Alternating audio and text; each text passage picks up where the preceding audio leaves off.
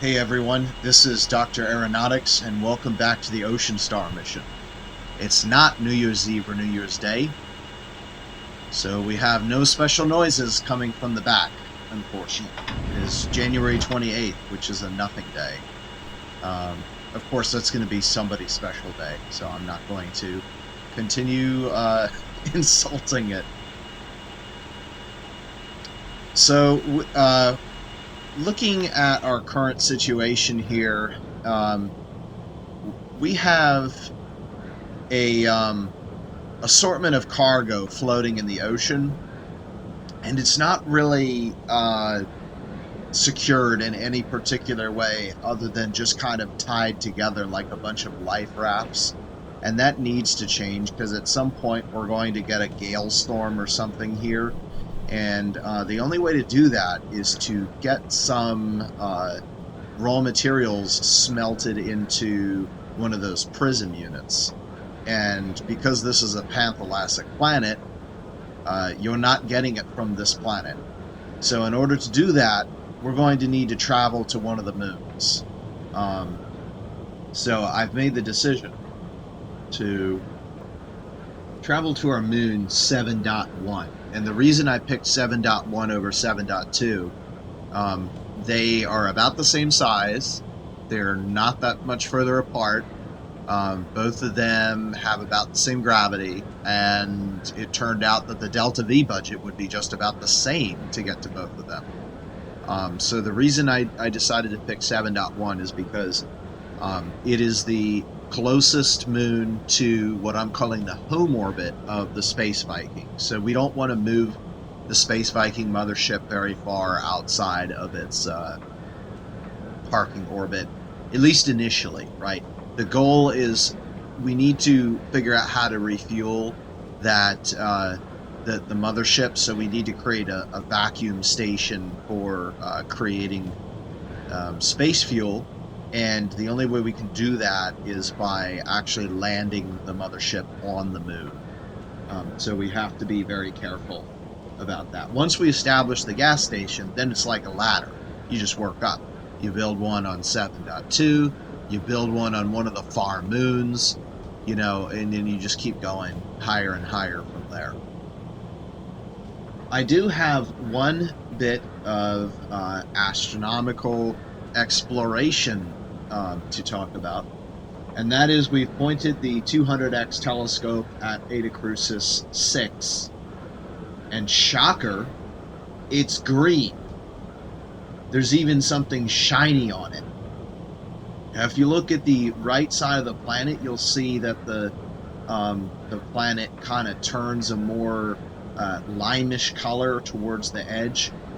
That indicates lots of haze, which means there's going to be a very thick atmosphere there, possibly up to, well, I wouldn't say up to a Venus-like condition because you can't, the surface of Venus is obscured, but it is most likely a lot thicker than Eta Crucis 7.8, which has an atmosphere over 10 times Earth's atmosphere. So we're probably talking dozens of Earth atmospheres in terms of thickness. And one moon turned up. It's just to the lower left of the planet there, and it is large enough to be round. So that is the exploration news of the episode.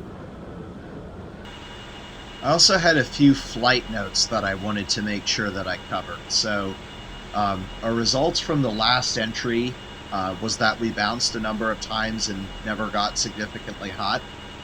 So I'm approving a 3-degree entry angle in the future. However, as you can see, our main fuel is only at 3.6%. So we ended up using more than 90% of the fuel that we had on board. So the minimum atmospheric entry fuel fill fraction will remain at 40%. And then on this ascent from Eta Crucis 7, I'm going to target a scramjet use at 50,000 feet and Mach 3 to 4. I think last time I targeted about 60,000 feet and Mach 1 to 2. We picked up way too much altitude I had to use extra main fuel, and think that gave us a delta V penalty, and didn't allow us to use as much scram fuel as we would normally be able to use. So that was a little bit unfortunate, but it's the way it is. So the goal here, the first thing we're going to do, we're actually not going to leave first. The first thing is going to expand the base here with our new cargoes, right? We're going to set a few things up, and then we're going to refuel from the base here. We'll fly up and rendezvous with the Space Viking. The Space Viking will maneuver to the moon 7.1, and then we're going to spend a lot of time in SpaceEngine this episode, because we're going to need to look for a flat area on the moon with enough room to land the mothership. And then once we find that suitable landing location, we'll need to maneuver to it and land there in the Lief Erikson 2, drop the transponder beacon on the ground, and then get out of the way, and then program the Space Viking mothership to land on top of that beacon. And then we should be able to set up the vacuum base, and we've got a rover on board as well, so we might be able to try out that rover for the first time. Okay, so I've selected our second cargo rack. Mortimer Green is floating in the ocean. I know it shows him wearing a spacesuit, but you're able to wear just an oxygen mask in this atmosphere. No pressure suit is required, and there's no chemicals that are harmful other than what you could breathe. There's, I think, about 400 parts per million of carbon monoxide, which is not great, but you got to breathe through an oxygen tube because there's no oxygen. All right, Shift C to drop the... Okay, that has been completed.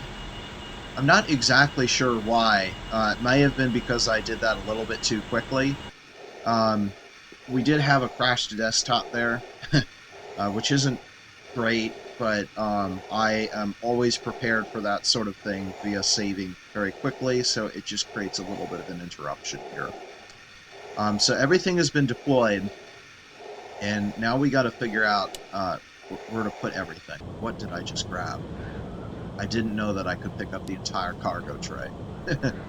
I'm trying to get the 3D printer here. That's not working. I guess we're just going to have to move this entire thing over. I'm actually surprised because I'm not able to carry the probe, and that probe is very tiny. Okay, so we've got the 3D printer. That is definitely something that we're going to want in a constructible area. So we're going to lift this into this chamber in here, and try to very carefully maneuver it between our artifacts here. One of those is the transponder beacon, and the other one is the heat shield that got ejected, which will go into like some sort of museum, I guess. Once we have the spot for a museum, we'll make a museum room. So we'll just drop this 3D printer in here, and it doesn't unpack. This is just sort of how it looks. So we'll just drop that there.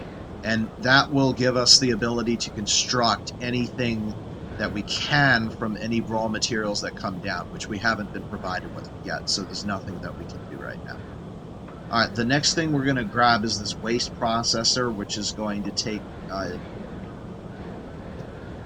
solid waste from the toilets and stuff and turn it into dirt.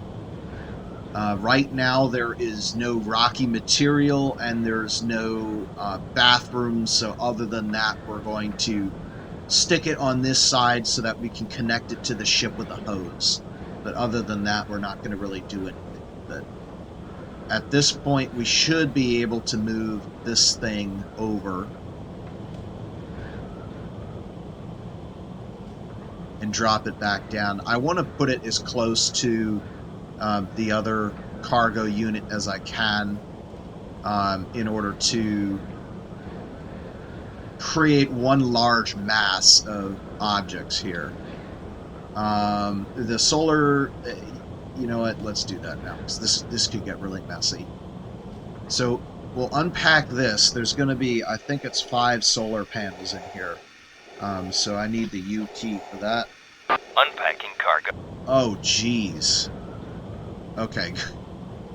Yeah, that scared me. I was like, yeah, I don't think that's going to work. All right, so this is all a single unit. So we can turn it this way and then lash it to here, and it looks like I may have lucked out and picked the south side. Let's see if we can see. Drop this and see if we can see Eta Crucis up there. I have to use the external beam. Oh yes, it is up there. Perfect. Okay, so connecting those in now will allow us to get solar panels so that the base will remain powered even when the Leif Erikson 2 leaves. To date, it's been powered by the ship's auxiliary power unit, which obviously we don't want to do for very long.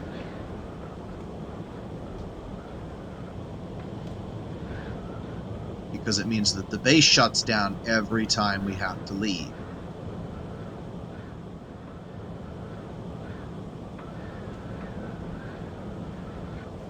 And we are done with the solar panels.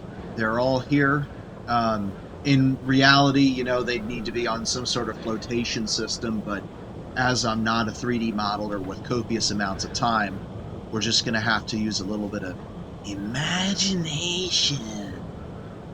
Okay, these last two things are extremely important. This is the seed package containing food. I wonder why our RCS came on all of a sudden. That's a little bit weird.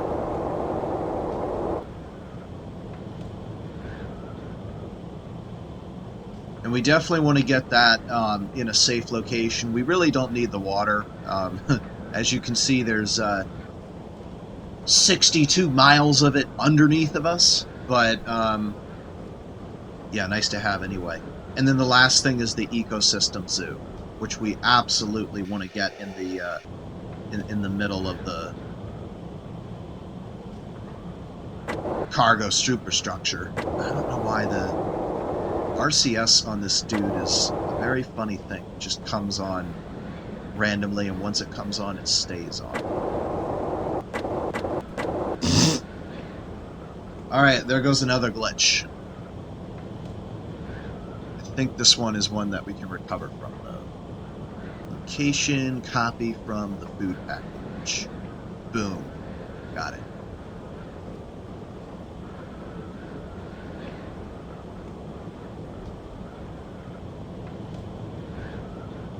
Okay. And that one we didn't even have to leave the simulator to get. Sometimes it'll just suddenly glitch up at like the speed of light, and I don't know why that happens when you set it down. Probably because of the amount of things in one area. So we could actually do a quick little base tour, right? So we get the solar panels here. They generate a bunch of power. The power's then fed into this machine's package 1 unit, which is an electrolyzer that sucks in the ocean, the water from the ocean, that turns it into hydrogen and oxygen. That hydrogen and oxygen is then compressed in this compressor and then sent into these 2 tanks. One of them contains liquid hydrogen, the other one liquid oxygen. The liquid hydrogen is used to replenish the fuel on board the Leif Erikson 2, and the liquid oxygen replenishes the scram fuel. And we're almost ready for permanent habitation. All we need now is a single prism unit to encase the oxygen at an atmospheric pressure. And then we can actually leave somebody here on Eta Crucis 7 for the first time while the Space Viking, or the Leif Erikson 2 is not present. And then we've got our transponder beacon, which it used to be the atmospheric probe. Now it's sort of bolted in permanently here. We've got the heat shield, which is just sort of like an artifact. Then we've got our waste processor, which is waiting for some crushed rocks to turn into dirt. And then we've got the 3D printer, which is going to be able to construct anything from dirt that gets provided. And then we've got our zoo that has some live animals, which we will farm. And then we've got some seeds and food to keep us company for the meantime, to grow in the dirt that we then create. And that's it. That's what we have for OB1 base. Let's see how much time. What does the color? Is it O? Yeah, there we go. Oh yeah, we still got almost 2 hours of oxygen remaining. So all that base construction used hardly anything. All right, so Mortimer Green will now swim over to the ship and now swim on board. And now in the airlock, so we can depressurize or drain the airlock, sort of like blowing the tank on a submarine, closing the door, and then repressurize it.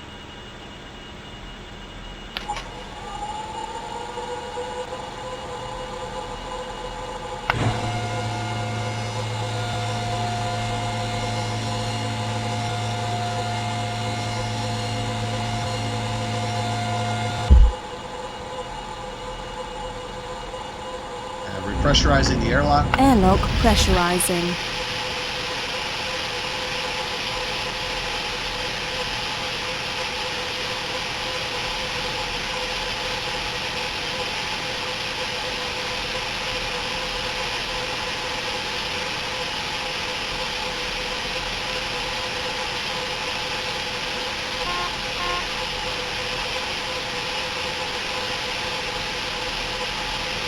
Airlock pressure 14.7 psi.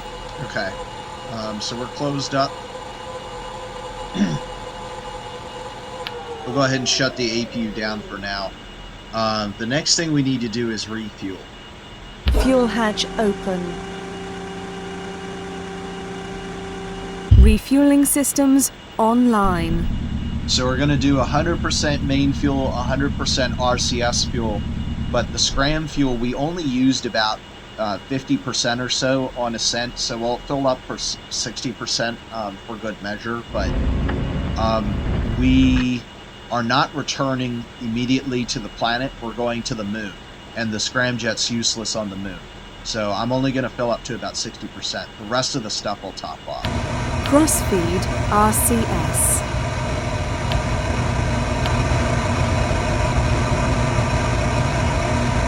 RCS fuel tanks full.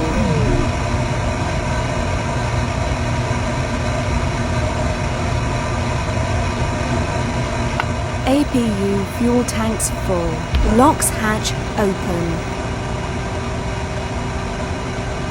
LOX resupply systems online. LOX tanks full. LOX resupply systems offline. Alright, while this is filling up, I'm going to be calculating when I believe we'll be able to take off. Right guys, so it's actually very fortuitous. Our plane is aligned very well with the Space Viking right now, so take a look at aligned planes here.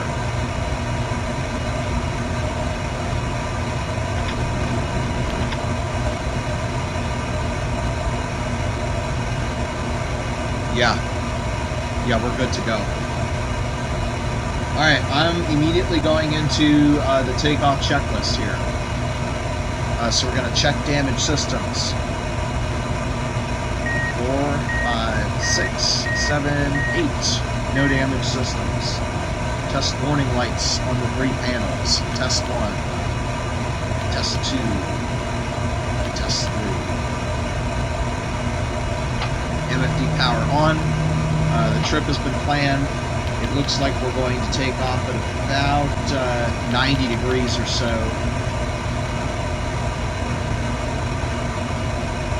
The launch time is essentially now, which means there's no time skip.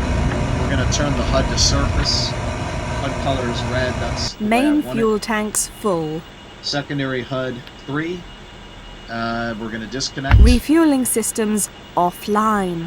And now it's time to record our ship masses. Initial mass of the ship is sitting at 33039 kilograms.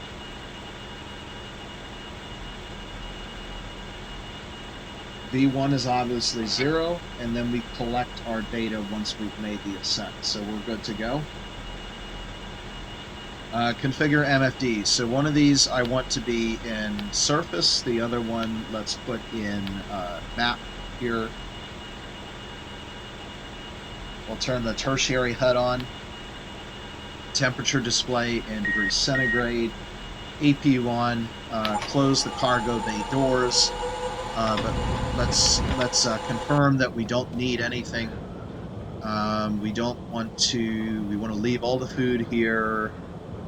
We don't want the waste processor because that's useless. We'll get another one for the ship. There's 3D printers in the ship. Okay. Yep, there's no need for cargo. Close the doors immediately. Actually, do we want the tray? Actually, we'll need to get another tray, but I'm going to leave it because we want to use it as like a soft hull structure here to contain the base.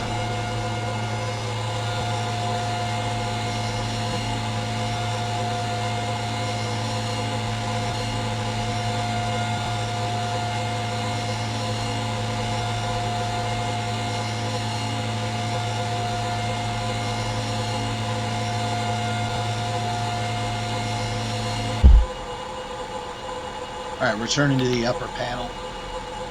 Close the inner airlock doors, outer airlock doors, nose cone.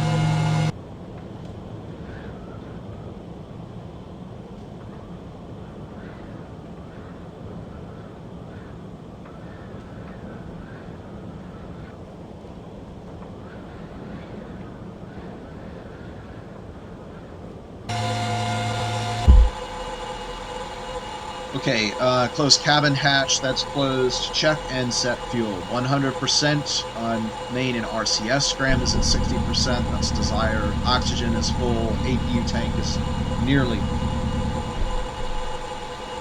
Okay, then we have nav, beacon, and strobe on. We'll turn the AF control. Actually, we need RCS. Rotation. External cooling offline, observe life support activation. Using onboard O2. Okay, we're going. We're now ready for taxi. We'll turn the AF control on as well and set the pitch trim. Actually, we don't want to trim up for this because of the density of this atmosphere. So at this point, we'll open the retro and hover doors.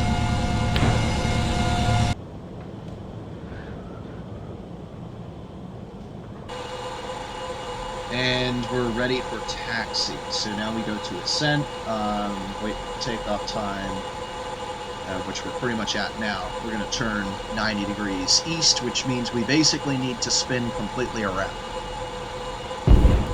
Oops. Let me turn that off temporarily. I do need to do a systems check. And that was me grabbing my joystick here, and the RCS went off because I had it enabled. So let's do our quick flight control services check.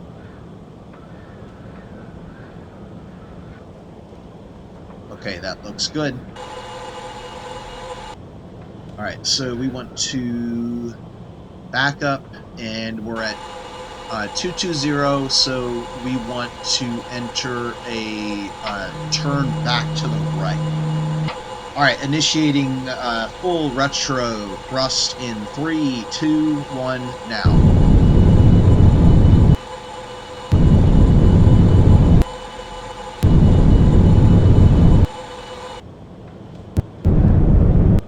I need to see how far we're getting from the base. Yeah, that's not going to be far enough.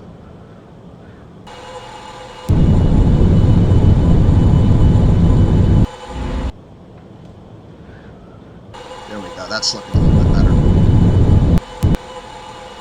All right, 090. There we are.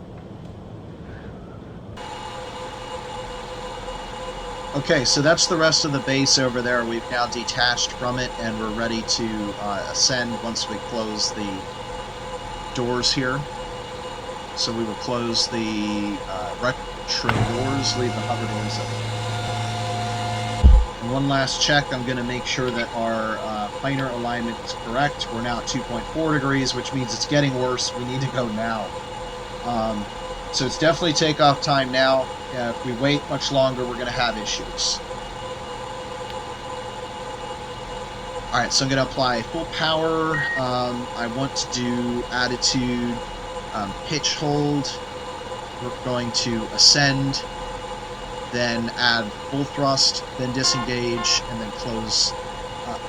Put the gear up, disengage, thrust, and then close the hover doors. Alright, here we go. 3, 2, 1, now. Lift off. Whoa. Not cool. Go on RCS. RCS. Alright, gear up. Gear up. I don't know what the heck happened. I guess, oh yes, the bank is still enabled. We'll add that to the Gear checklist. Up and locked. Alright, main fuel.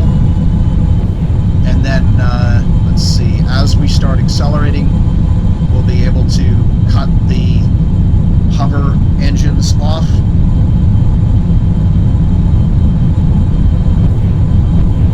Alright, hover is cut off, close the doors, and we're now going to pitch up. Mach 1.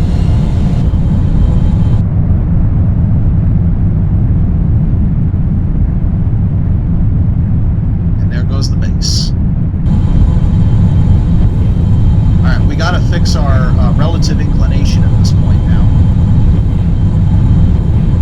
I've been watching one of the greats, longtime greats again, David Courtney is back.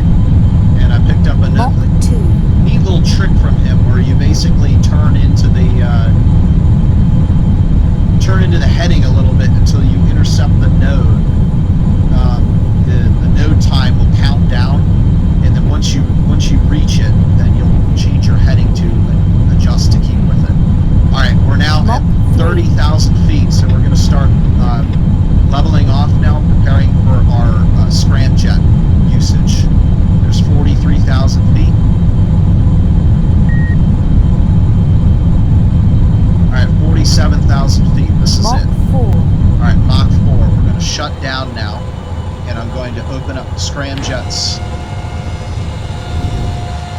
And we'll see if we can get this working. Alright, much better.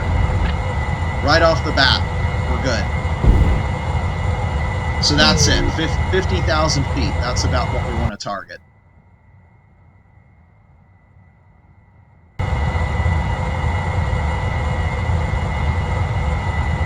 And I still see the relative inclination counting down, so we're good. The Space Viking should be passing nearly overhead, I think. Yeah, it might be visible in the sky. Nope. Rest of the planet system is there. Mach 6. Alright, we're getting quite a lot of drag right now, so I'm going to pitch up a little bit. Mach 7. Switch over to orbit at this point. Mach 8. We're targeting 200 kilometers for the initial altitude. Alright, there's the switch over. So now Mach 9. we're going to bank a little bit to keep that relative inclination settled out at 0.1 degrees. Mach 10.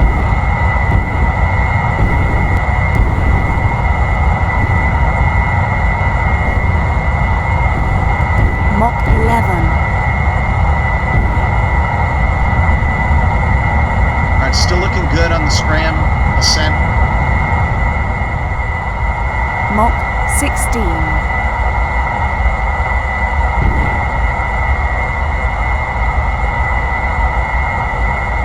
Mach 17. Yeah, so we're starting to leave the atmosphere and we're losing the scramjets, but that's okay because we're about to get to the thermal limit where we have to shut them down.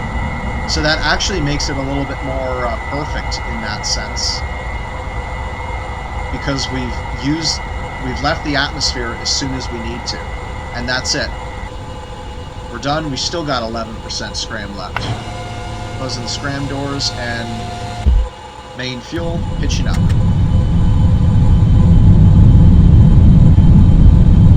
Mach 19.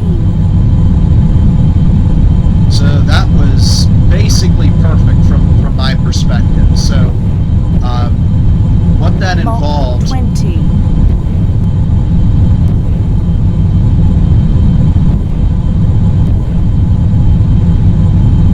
Mach 21. What that involved was a scramjet activation at 50,000 feet and a approximate ascent rate of Mach about 200 22. meters per second, and then scram cutoff at 40 kilometers.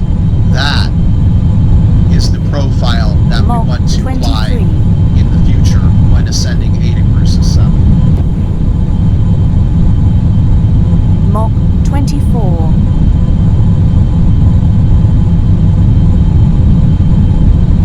Okay, Mach we're getting close to 25. orbital velocity now.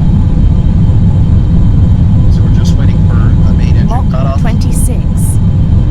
I'm keeping an eye on the orbit this time, not my true airspeed, Mach which is a big 27 mistake from last plus. time. Alright, so we're cutting off at 200 kilometers. And this time I am planning to do a circularization. I'm recentering the trim.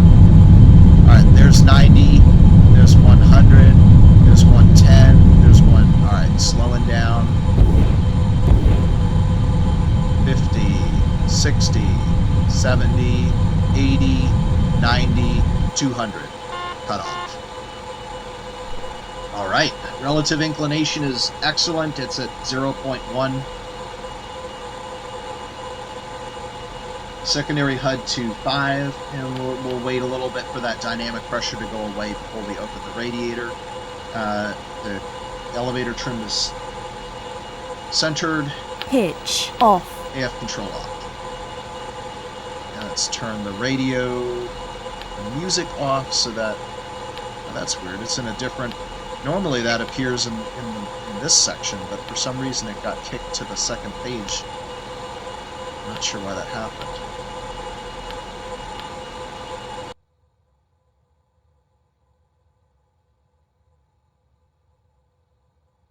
And here we are again in near orbit for Eta Crucis 7 like it was nothing.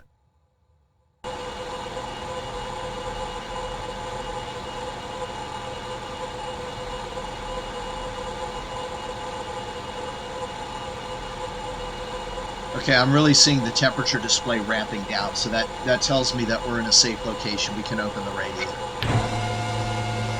And let's see, we got up to about 43 degrees. That's not bad. That's just 11 or 12 degrees of heating.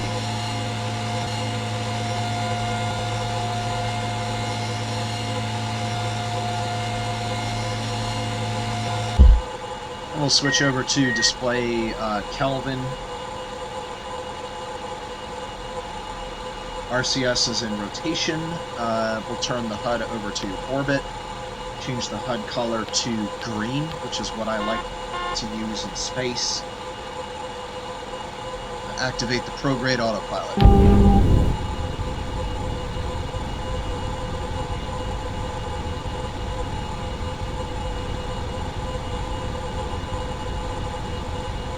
Okay, now where did the Space Viking end up?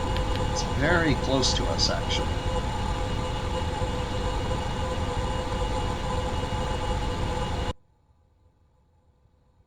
I am really surprised that we can't see it.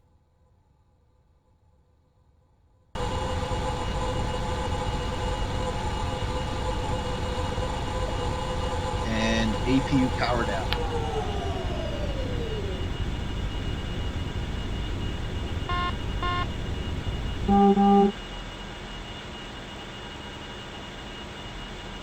Okay, that's it. We're now in safe orbital configuration. Let's see if we can actually raise them on the transponder. I feel like we should be able to get them from this distance.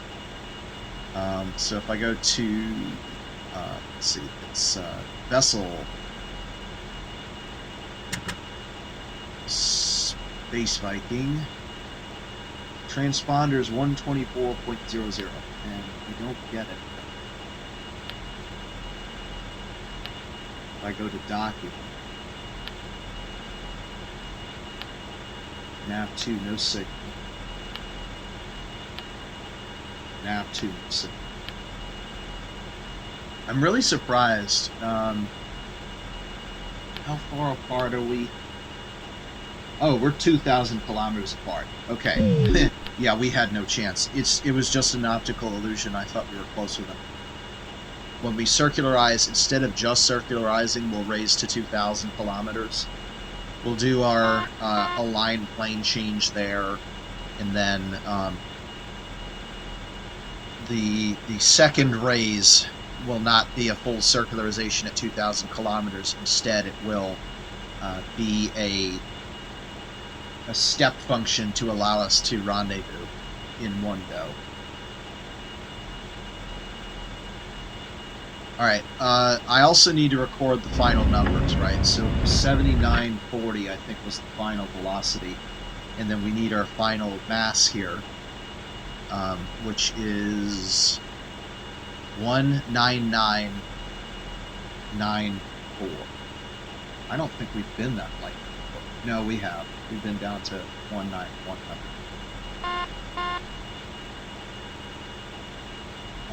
That shows a false expected delta V.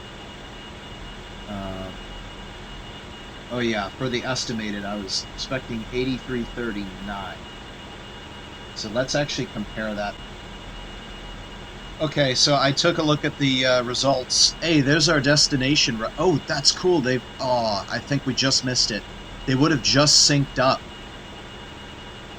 That would have been cool to see both synced up, but yeah, there they are. So, no, that's a bad. Actually, maybe no, it's a good one. So yeah, there they are, 7.1 and 7.2, and they're sitting right next to each other. They're both calling out to us, be like, visit me. So we're gonna pick this one on the left here, 7.1. That's where we're going. 7.2, although it's really interesting looking, like maybe there's sulfur deposits or something, there's some gold substance down there that looks very enticing. But this one's closer, we're going to go to it first, and then after that, maybe instead of going straight back, maybe we can extend the journey and go to 7.2 in one go. That would be pretty cool. We'll just leave the Space Viking parked on the ground and use the Leif Erikson to do the hop. I'm not sure if we have the capability to do that, but we'll try. Okay. Anyways, what I was saying is the fuel. So the initial ascent, not counting the retrograde burn, took 2,077 meters per second delta V. The scram ascent took 3954, and the orbital climb took 2542, for a grand total of 8573. This compares with the last time of 8587, which means we only used about 14 more meters per second in order to, or less meters per second to do this ascent. So what that's demonstrating to me is we have repeatability here. And at this point, it looks like we're going to be needing a delta V margin that is actually 234 more than my calculation. So this means that the delta V requirement of Eta Crucis 7 is approximately 8,573 meters per second.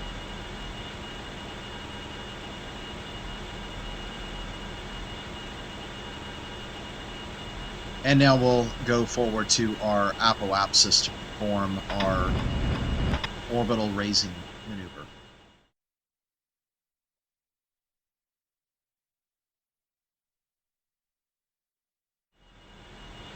Okay, so we should know what to expect by this point, because this is all the same maneuvers that we did last time. So I'm just going to straight up copy the line. So we have low 7 orbit. Then we have... Actually, this one will be the intersection burn, because we didn't make the first mistake that we made last time. So we'll go ahead and turn prograde at this point. Let's see, estimated. I don't have an estimated. Actually, yes, I do. It's going to be whatever it was last time. So it was, I think, about 557. That's the estimate. The fuel before the burn is going to be 2019. Actually, 2020. Let's round up. Initial mass of the ship. Oh, it's right there. 19994. V1 is 7861. We should be ready to go now. 20 seconds to go. That's close enough. Alright, so we're going to burn until we get an intersection here. 3, 2, 1, now.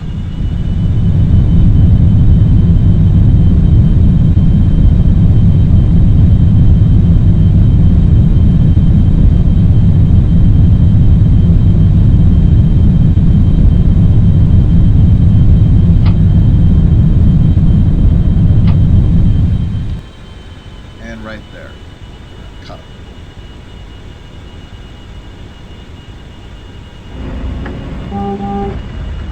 Okay, V2, 8451. Final mass, 18912. Okay. Now this is territory we've never... That took 590 meters per second. Probably because we also had the circuit rise. But because we've done this so many times, I'm not really that concerned about getting this 100% correct, because this is kind of tried and true. And then same thing, like I said, we're going to go over to the apoapsis, now the new apoapsis over here, and then we're going to burn until we get a acceptable solution that gets us synced up. It doesn't look like our options are very good right now, so I'm going to increase the length here to 8 orbits. Alright, so we are about 60 seconds away, and this DT min is so close that we can't lower the orbit. I'm almost encouraged to use translation, but it took a little bit more time than I wanted last time. Alright, we are about 40 seconds away, so let's do 6, 7, 7, 8 as our V1, because we'll tick down probably one more. And then let's see what happens when we add prograde. That's the only direction we can go right now.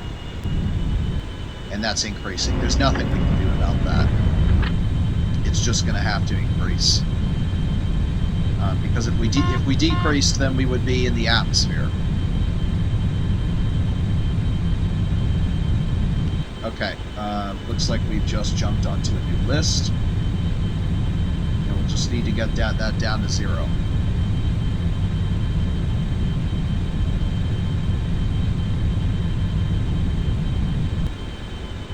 Now we should be able to use translation. Translation.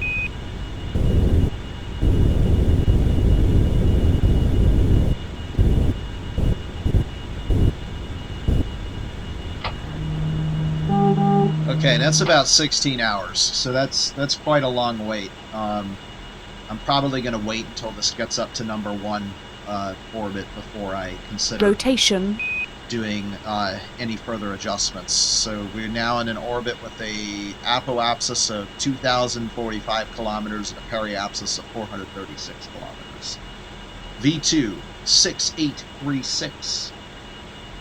Final mass, 18809. That shows 56 meters per second for this burn. So the next will be a little bit of orbit trimming up here, and then we should have one more large burn, and that's the final encounter burn. So I'll see everybody in about 14 hours.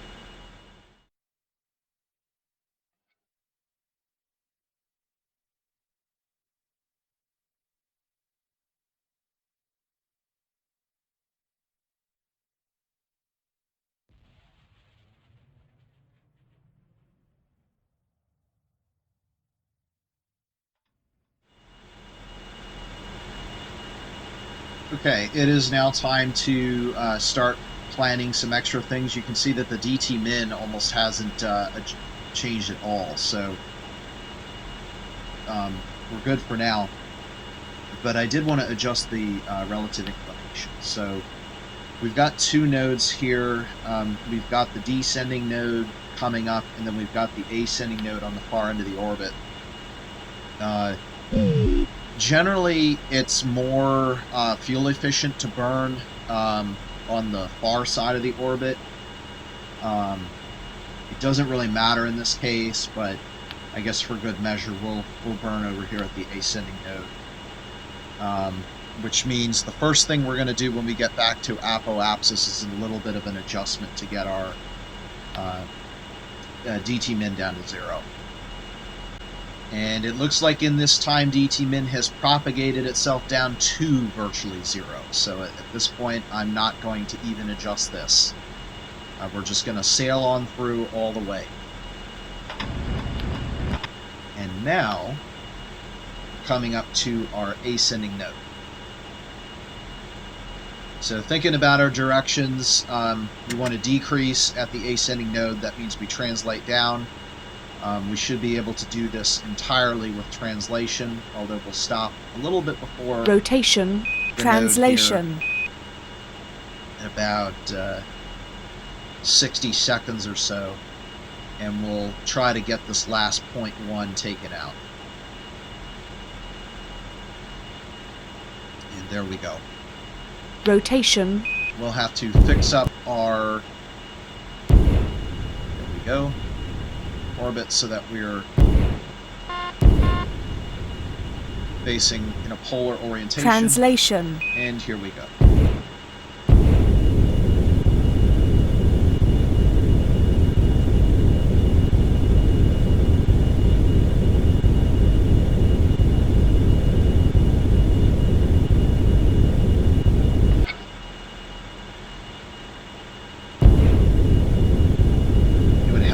Translated in the right direction.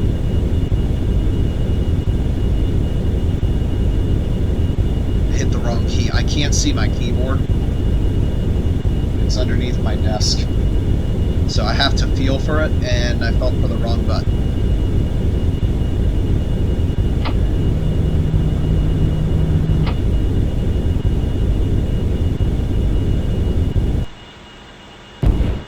And we're done.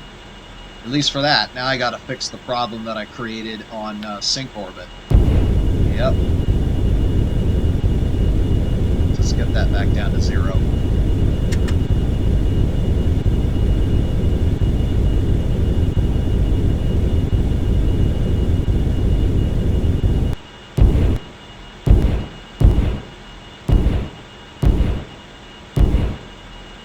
Alright, the last thing that I need to do now is solve the vis-viva equation to determine what our encountering velocity will be, to determine what our fuel situation is, how much fuel we expect to consume to perform that maneuver. So coming right back.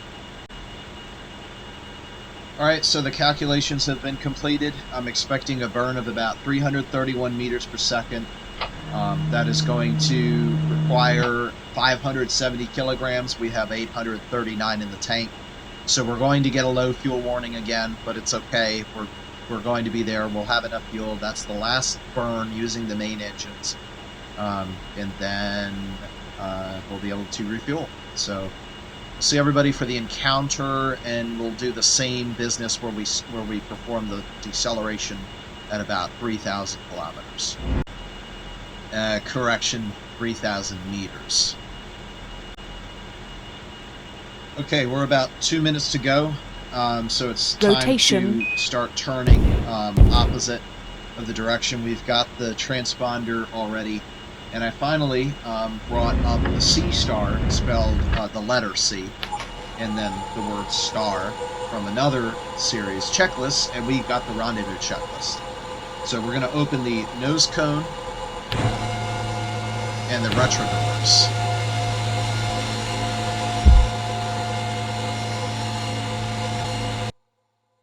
And we should have a very bright approach.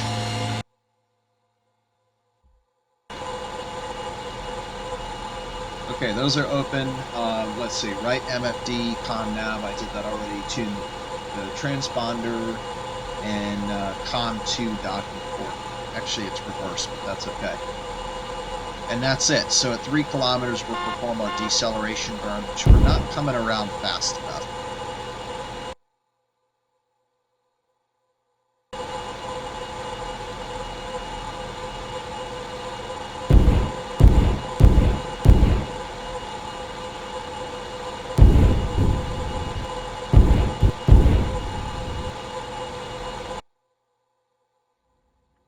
All right, so we're going to be coming, that's it right there. It looks like we're going to be coming behind it.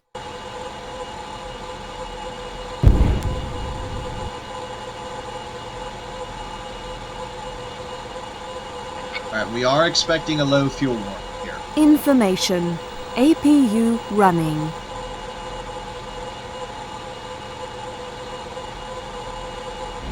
All right, there's 5 5,000. kilometers. 4,000. 3,000. Decelerating.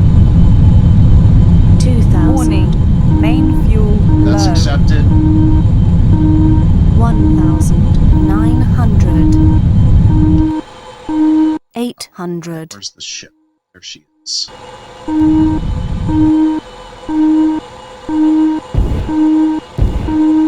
we're just waiting for the distance there to turn around.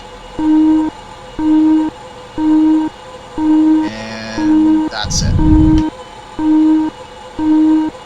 Translation.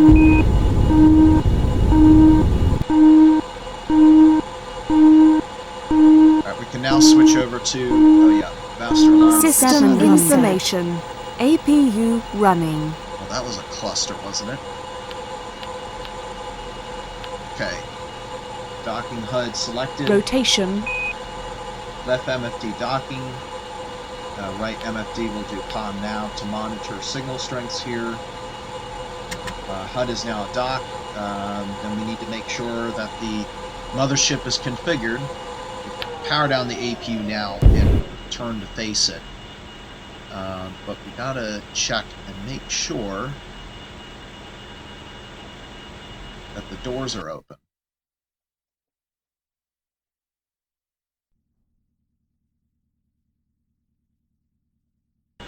Yes, the doors are open, so we're good to go.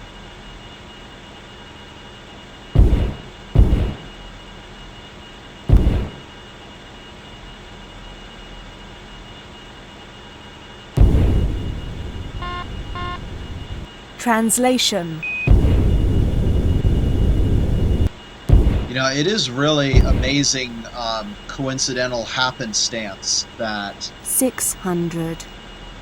the fuel required, the amount of solid core nuclear fuel remass fuel required to ascend Eta Crucis 7 and dock with a mothership is just about equivalent to what the XR2 has to within 5%. I do find that rather intriguing. Alright, we gotta watch out for that door. Are our lights on? Yes, they are. Let's go down.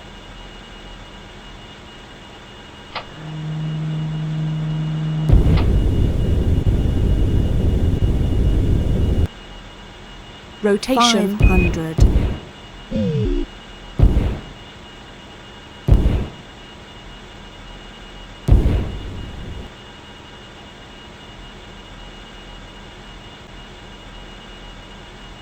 Rotation.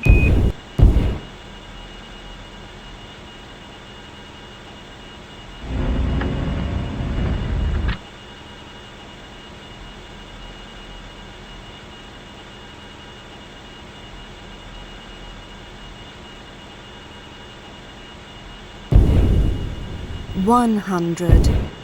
Translation.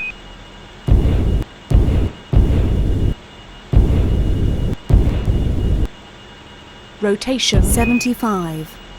Translation.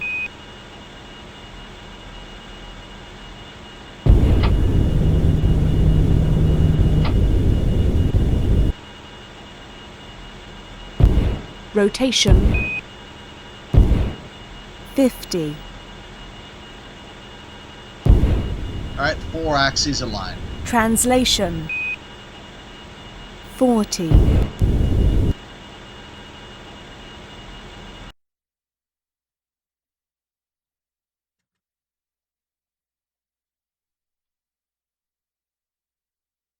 $30.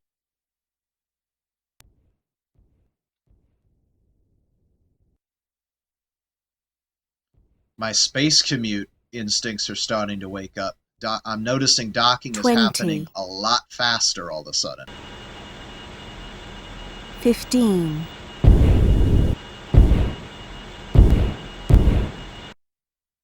10. 9. 8. 7. 6. 5. 4. Rotation. 3. Translation. 2.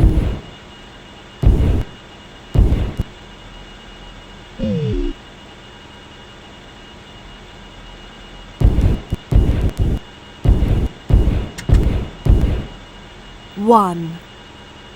Oh, well, I'm using the wrong HUD. Contact. Houston, we show capture and hard dock. Congratulations. You know, I really should turn off that that Houston thing, because we're not talking to Houston. We're 64 light years from Houston. Okay, dock, sealed vacuum. Yeah, that doesn't apply here. And then we can open the airlock doors.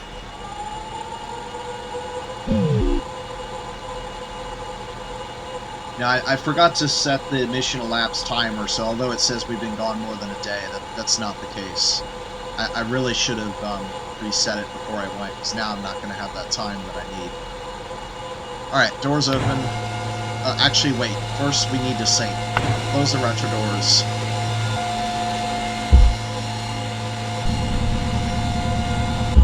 And turn Rotation RCS off. There we go. Now we're safe. Using external O2.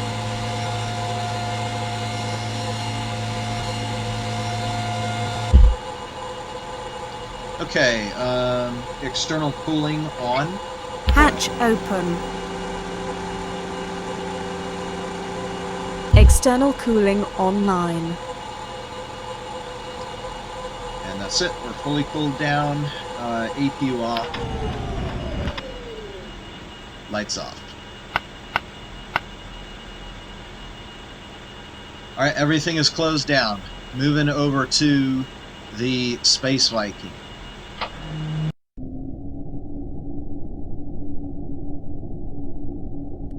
And here we are. So let's go to orbit. Close. Let's turn off all the lights first.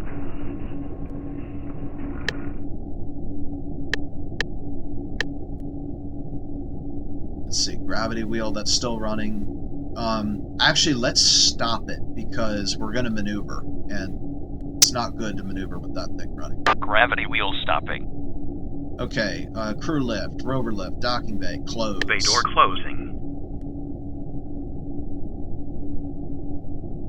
Oh yes, and let's turn the radio chatter off, because I do remember, I didn't hear it in the video, but I heard it in the check, or the check. Producing the video when I was producing it. Anyway, that is now powered off, so we should not hear that Delta 281 leftbound departing westbound, whatever that thing was saying, which I don't even know. I've never heard that using ATC. All right, so that encounter used Stowing sequence engaged. about 100 more meters per second than I thought. What's snowing? Oh, okay, so the gravity wheel has stopped, but now it needs to be bolted down for safety. Bay door closed. Alright, so that's taken care of. There's only one more thing to do. And the phase is going to change now. So this is going to be... Oh, what are we going to call this phase?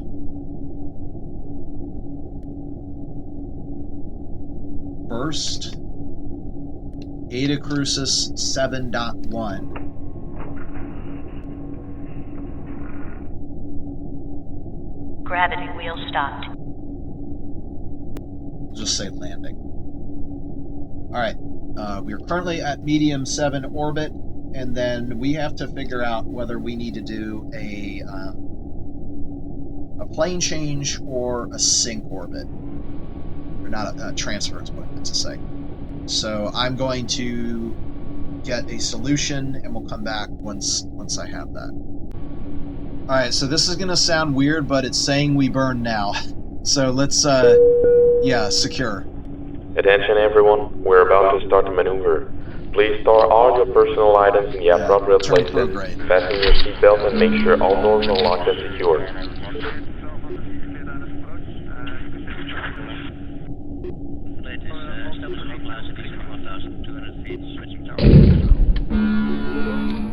And see if I can get this planned in time. It's going to be really close.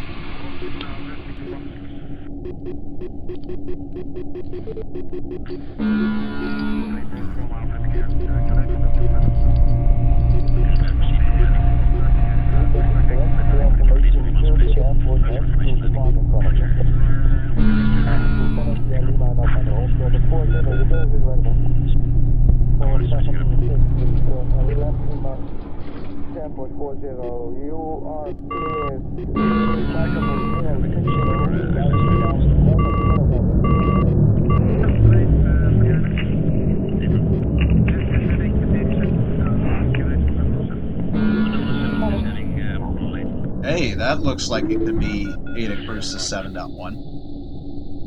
North 132.025 and left pilot lady surface cost 166. Well, we've already passed the burn time. I can try to fix it. Yeah, that's good. Alright, we'll do it. It's gonna be ugly, but we'll make it happen. All set in check. Ship ready. Okay, we have to get into that maneuver, and we should have burned about 2 minutes ago, but we'll, like I said, we'll clean it up. This is not going to be pretty. Alright, estimated 2144, mass initial. Need to get the ship mass very quickly. 4, 6, 5, 8, 1, 4, 0.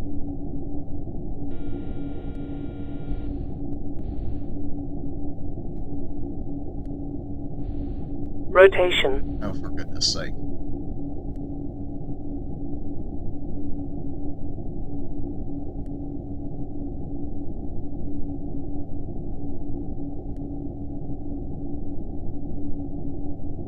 To get our V1, 7204.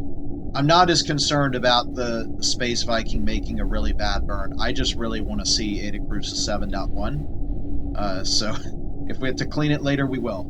Alright, burning in 3, 2, 1, now. Here we go.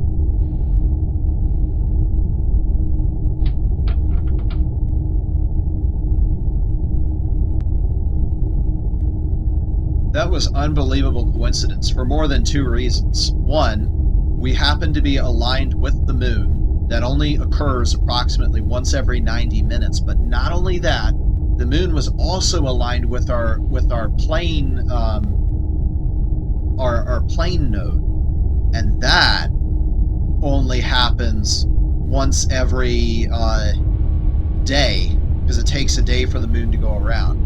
And then you have to sync the two up and say, okay, the day just so happened to align with the orbit itself. So that's like the least common multiple of 24 and 1.5. And now you're really talking luck.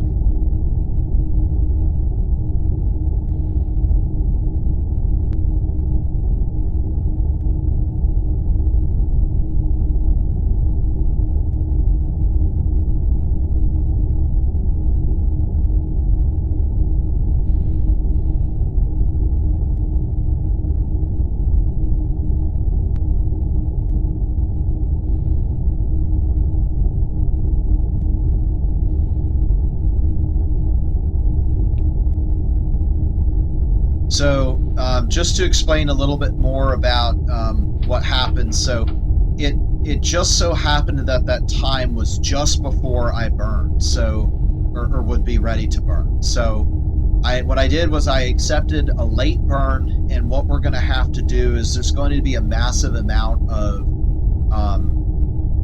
I guess off distance that we're going to have to correct. We're not going to be coming very near the moon, so we're going to need a second burn in the form of a very large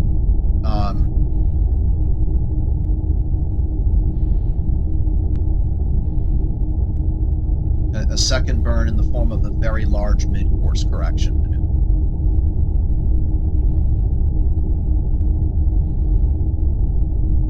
Why does the kill rotation keep getting done? All right, we're getting close. 80, 70, 60, 50, 40, 30,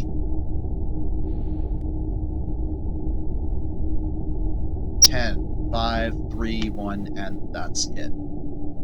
Main engine cutoff. And I'm not going to secure from the maneuver just yet, because I explained that I'm expecting a very large correction maneuver.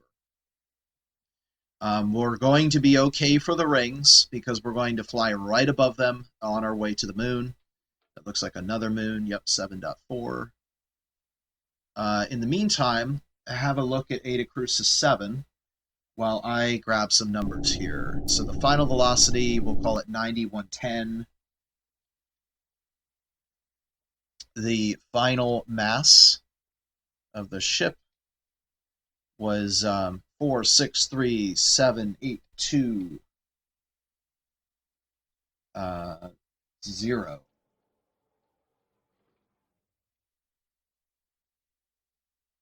$2,142. Okay, so only 2 meters per second off, and that's expected because I was using TransX, and TransX has active maneuver updates.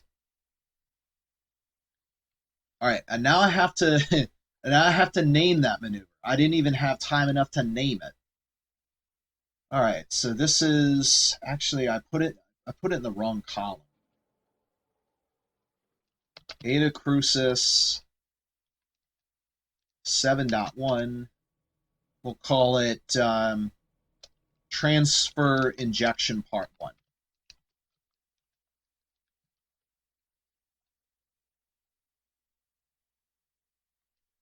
And now I'm going to create another maneuver, and we're going to call it Part 2. Not sure what the mass is going to need to be, but the fuel before the burn, we should be able to check that now. Let's go over to this side, and we've got 694,115 in the tanks. The initial mass of the ship should be the final mass that it was before. So 463,782 and then we've got B1, which we're not going to know until we do the maneuver. Okay. That's pretty cool. That doesn't look far off of what we're seeing now.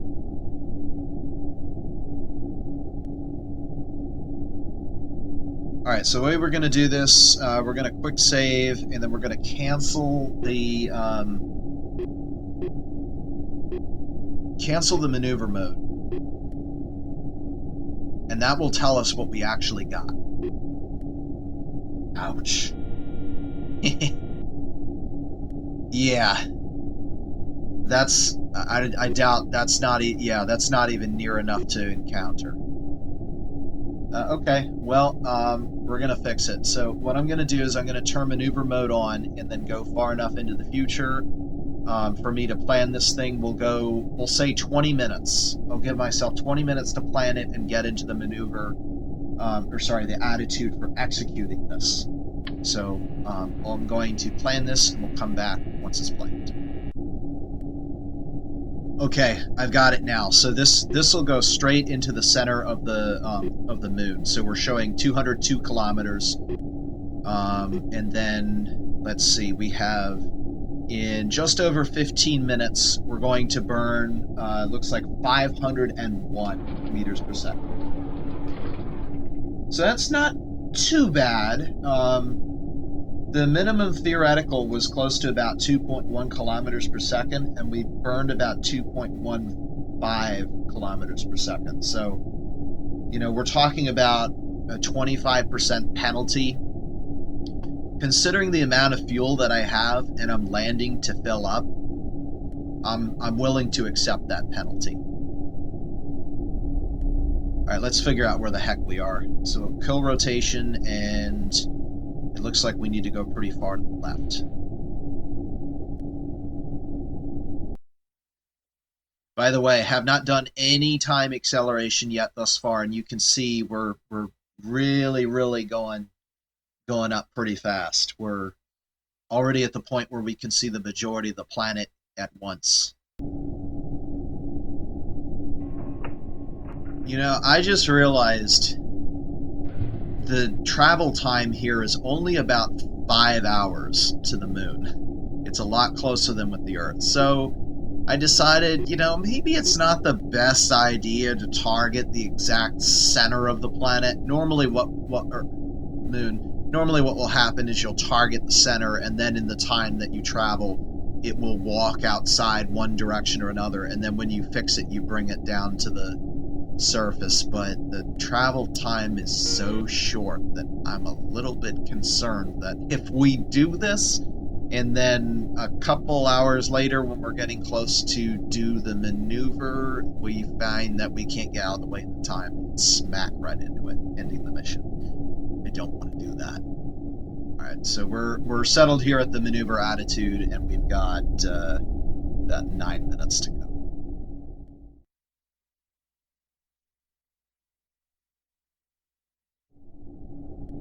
Okay, we've got 100 seconds to go. We're still configured and secured for the maneuver. We just need our numbers again, which is always good practice. Just get those updated. Current mass 4637780. Let's see, the fuel before the burn, that's over here. 694079, and we can get our V1 now, which is 7350. Oh geez, that's changing quickly. Let's say 7300 for now. We may not be able to get a actual good number, but it's not like it really matters, because we do have the delta V readout here, so we do have a secondary source to get that information.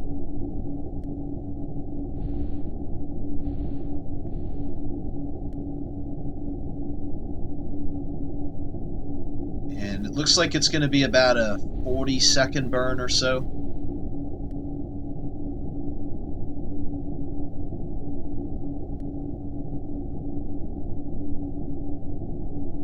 All right, say 7250 for V1 locked in, and we're counting down now.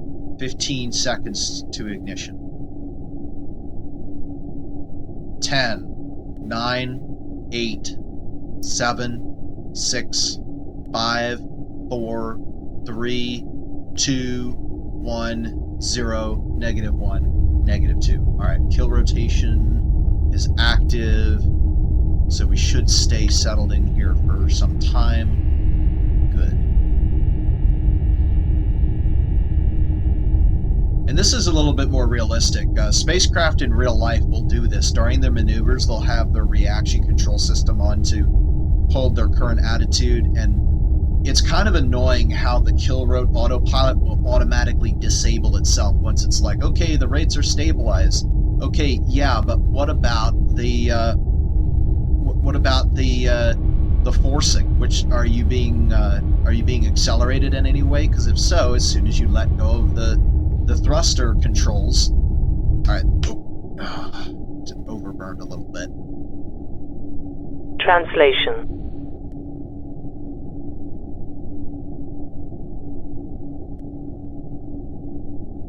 I was watching the crosshatch. What I should have been watching is the Delta V note, because it was moving around because I was coming down to 0. All right, V2 looks like something 246.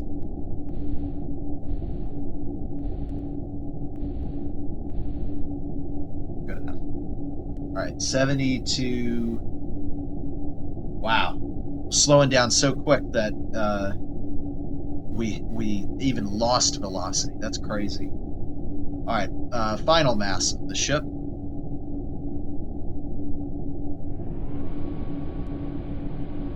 Four, 6, 3, 2, 9, 1, 0. That means it was 515 meters per second, and you can thank me for overburning by 7 meters per second. That's why there's an extra 15 on there. And fuel before the next burn, 6, 8, 9, 3, 2, 4, we'll call it. And that brings us down to 86% fuel. Now let's take a look and see, did we fix our problems? Maneuver mode off. Yes, we did. Okay, we're still showing impact, so we need to keep an eye on that. But in the meantime, let's see.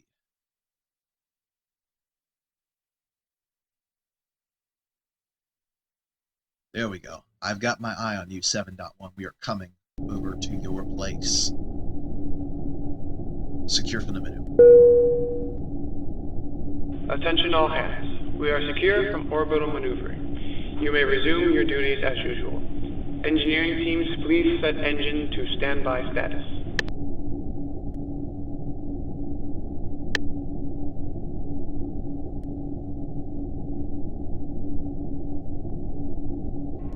So now I got to figure out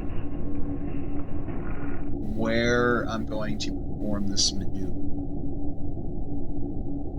If we wait too long, it could be fatal.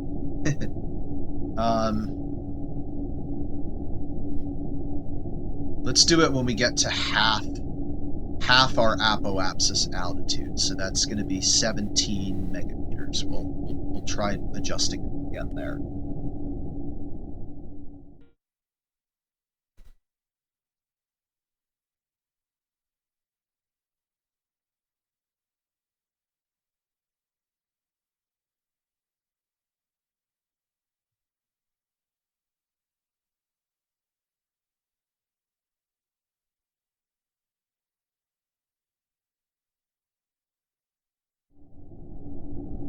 Okay, so we're actually in a good position right now, but I did want to try to get the inclination just a little bit higher so that we can get over the pole. So I'm going to switch the... Oh, that's a nice view of the rings down there. Rotation. Translation. So I'm going to switch over to translation and see what we can do to play around with this. So let's put us in a nice orientation. So we'll turn prograde initially. And see if we can figure out how to get the altitude to stay somewhat constant, but then get the inclination a bit higher.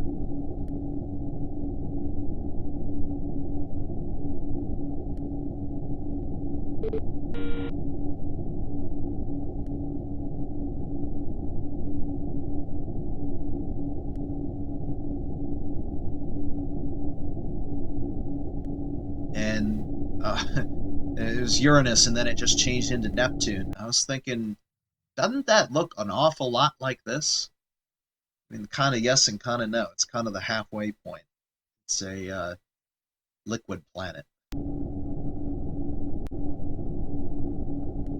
Alright, so the inclination is given in adjustments of ecliptic, which has absolutely no meaning at all in this solar system. So what we're going to need to do instead is take a look at the periapsis latitude and longitude. We want to get that somewhere up into the polar regions. So I'm going to start messing around with translation to try to Rotation, translation. adjust that. Alright, so I'm increasing altitude. Not really anything's changing with latitude and longitude. So let me try translating left. Okay, that's making it worse. So if I translate to the right,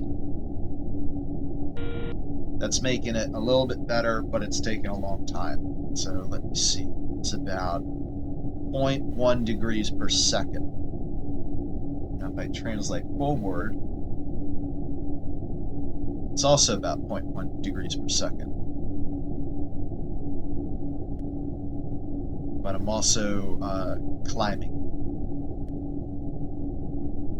Why is it doing it again? Yeah, translation should not cause our attitude to change. That's actually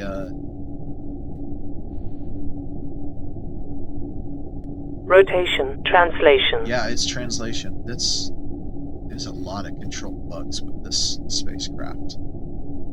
Alright, we need to lower the altitude somehow. So we're at 20 degrees.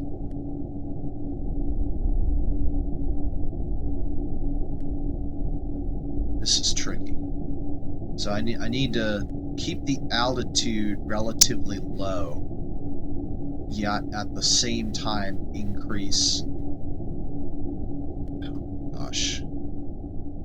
Alright, so I made the decision. In this case, it's not really going to matter that much what the initial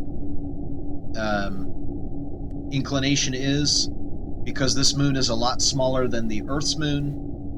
Our velocity will be slow enough that if we have to do a 90-degree plane change, we can pull it off.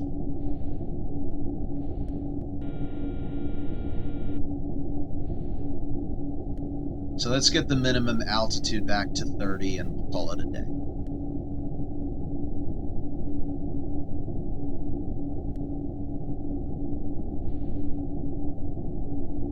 Alright, we're done. Rotation.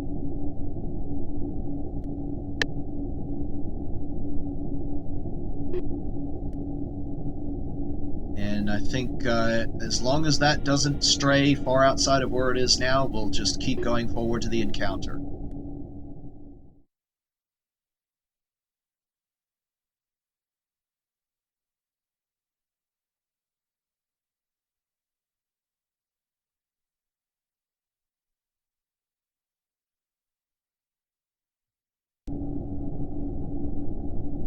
Okay, we can now see our G value is starting to tick down as we're starting to near the surface here.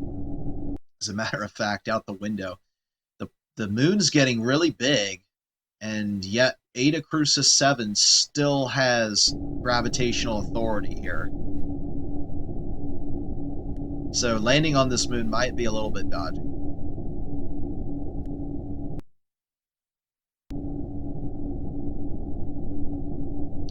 Alright, we're still showing 37 kilometers for the enclosing altitude. So I do want to get that down to about 30. Translation.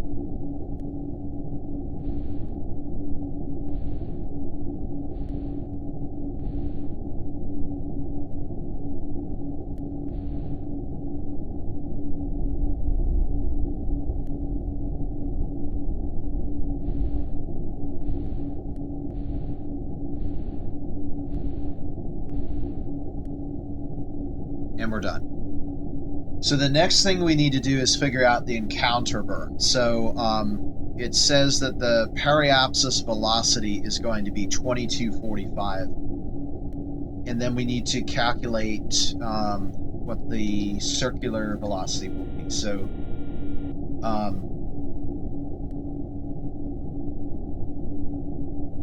we need the Viz-V equation. So let's get the mass of this planet. I keep saying planet. It's really a moon, but moons and planets, when they're round, are basically the same thing. So we've got 8.8345 times 10 to the 21 kilograms. And then we want a location of 30 kilometers plus the radius. So that's going to be 748 kilometers. 748 kilometers per hour as well. So that's a circular orbital velocity of 888 meters per second. Wow, these some really nice round numbers in this system. And we got 2245, and then we subtract 888. That gives us our delta V. That's 1357. And now we got to figure out how much time it's going to take us to do that. So if I go to my maneuver timing calculator, it's going to be 1357. The ship initial mass right now is 4631950. The tank capacity, that is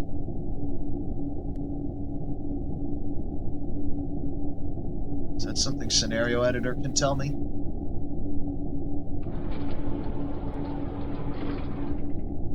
Yes. Tank capacity is 8,00750. And the ISP is somewhere around 50,000.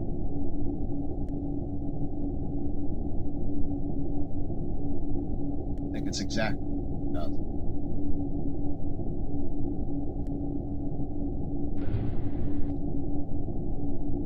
And then the last thing I need is the engine force, which is 5e to the 7. That gets us a burn time of 126 seconds, which means we want to start the burn 63 seconds before periapsis. And now, that's going to consume about 1.6% fuel. Now, I believe we have all we need.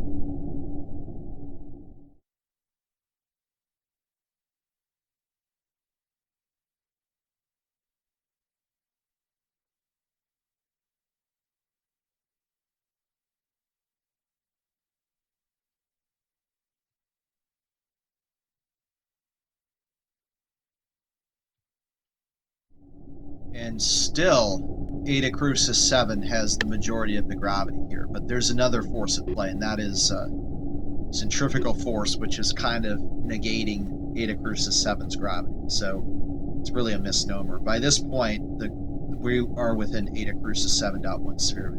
So that's not what I wanted. There we go. Okay, now we've got our periapsis indication. We're showing 31 kilometers, that's okay. And we're showing 830 seconds to go. So let's see. Go forward to about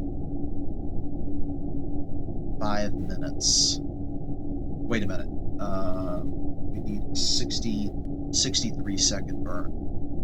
Let's stop when we're 10 minutes out.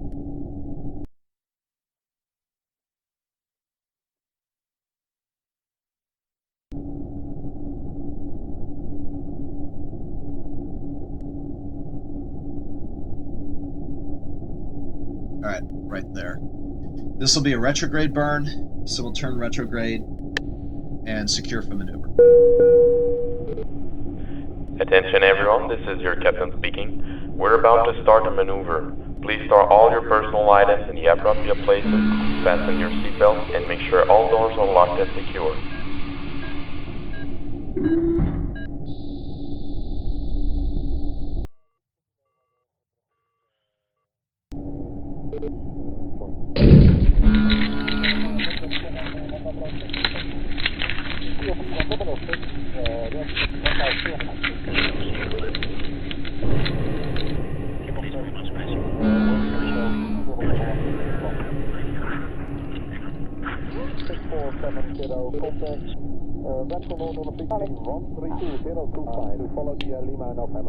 So this is an example of the terrain we might see. If we see this bumpy white stuff, we can't land on that. So what we're going to look for is kind of these smoother, darker plains. My guess is what we're going to see once we start looking.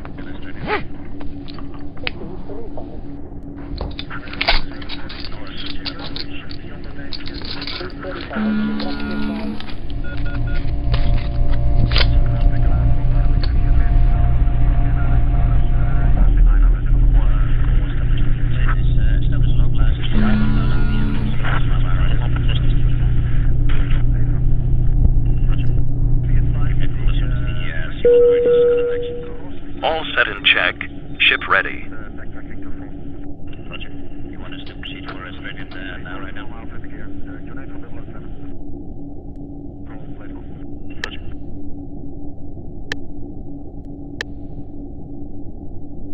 Okay, so we're all set up. We've got 400 seconds until we start the maneuver itself. So at this point, we'll go ahead and skip forward to just a few seconds before that time. And this will be the first time that we're actually going to go behind another object separating us from our home world. Okay, we are now 1 minute from the orbital maneuver. I'm going to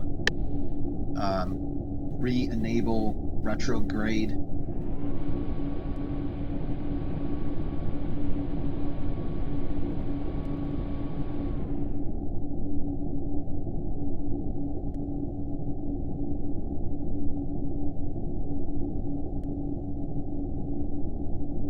And we're all set.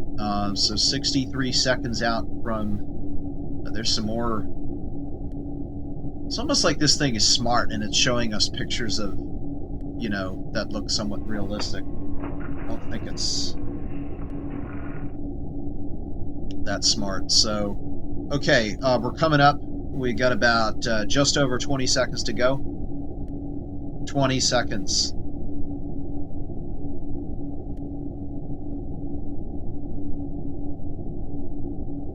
10, 9, 8, 7, 6, 5, 4, 3, 2, 1, 0, -1, -2. And I forgot to get the initial 2237.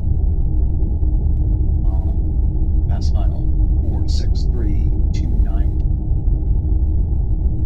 Mass initial.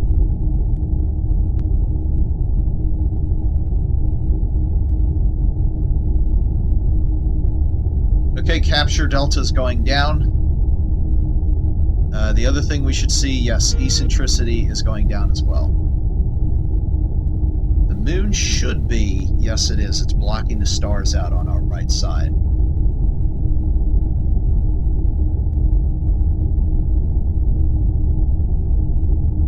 Alright, we're going to have to use translation when we get down near the very end of this thing. And I can see it G0.81, so this is even factoring it, or even not factoring in the centrifugal force. Eta Crucis 7.1 is chief here. Okay, we're coming down to it. We got about 200 meters per second to capture. 100 meters per second to capture, and then everything's going to happen all at once. It's going to be like boom, boom, boom, boom, done. All right, 30, 20, 10, capture. Okay, here it comes, and we're just waiting until we get circularized there, and then we cut off. The first thing I'm going to have to do is take a look at how stable the orbit is. I'm a little bit concerned that we're going to get perturbed by Eta Crucis 7. Because we're not quite that far away from it.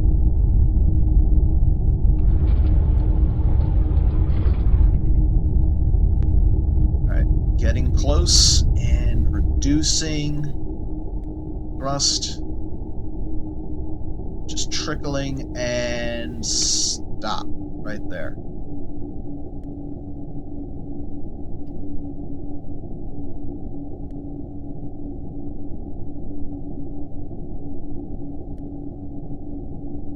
Alright, let's get our V2 numbers. So we're now at 886. Final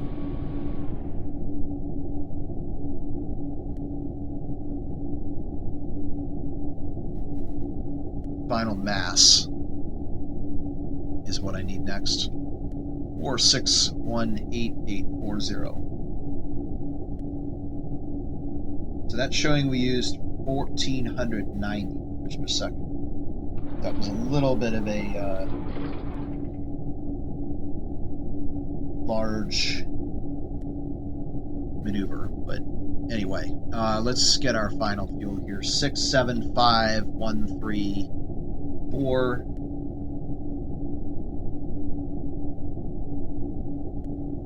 And we're now down to 84% fuel.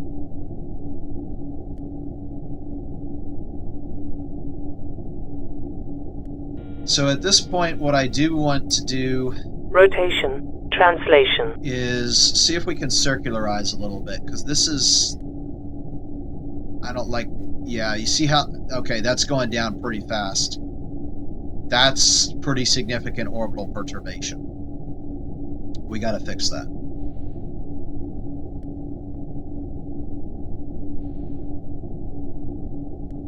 So we can burn outward a little bit, and that will fix our line of apses.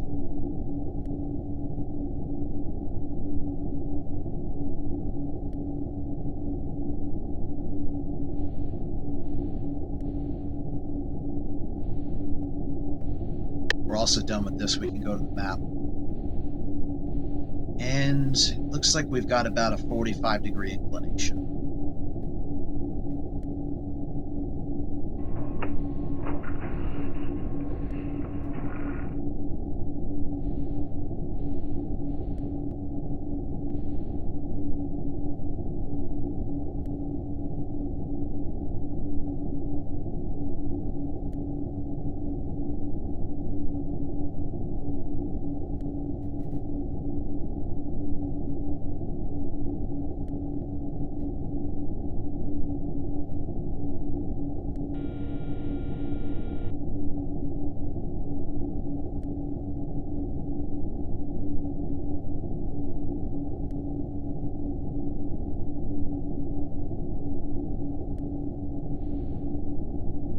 Alright, so we're now showing 29 and 35, so that's good for now, but that is going to have to be significantly looked at.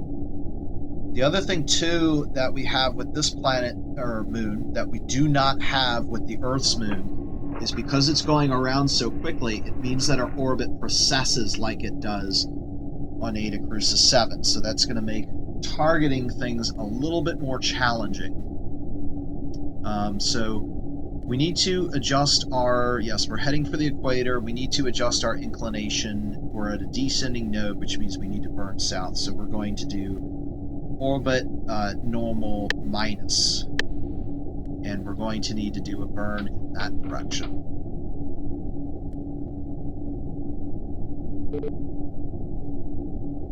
Alright, so, what is this? Low 7.1 orbit.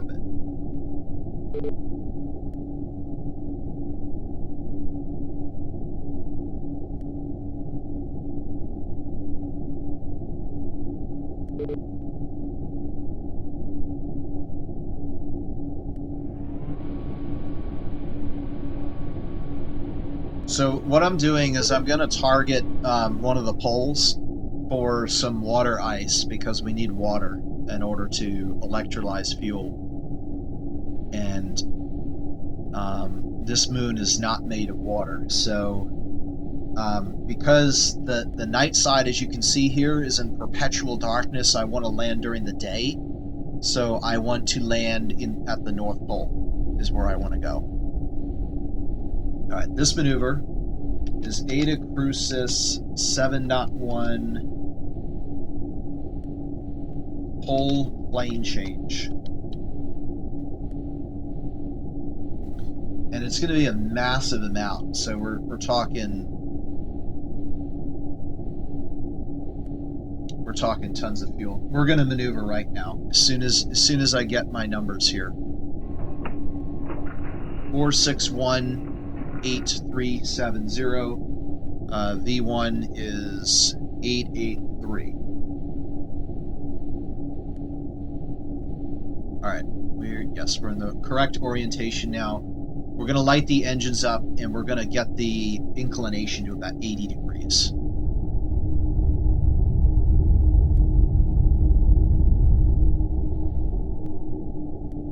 All right, what's going on? Our inclination's going down. And we're at orbit normal minus. That's not right.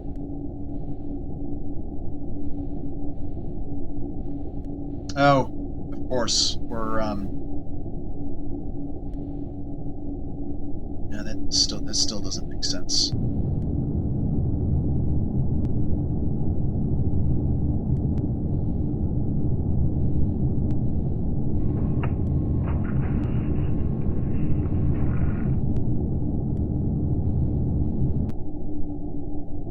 Alright, let's flip around. Go to orbit plus. Rotation. I'm not exactly Translation. sure what is happening. Rotation. Keep that on rotation. So we're at a descending node. We want to increase the inclination. So if I burn orbit normal minus. Oh, okay, I know what it is. Orbit normal minus is not controlled, is not connected to the South Pole. It's connected to whatever is 90 degrees pitched down from our current orbital position, which happens to be the North Pole. So because we're in a retrograde orbit, everything is reversed. Okay. That explains what happened.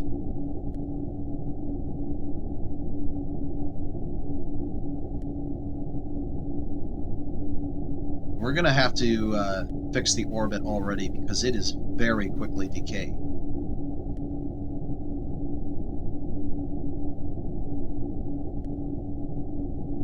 It's funny, given our current inclination, we're basically going to be going on the day-night terminator the whole time. Alright, decelerating and normal plus. Alright, let's go.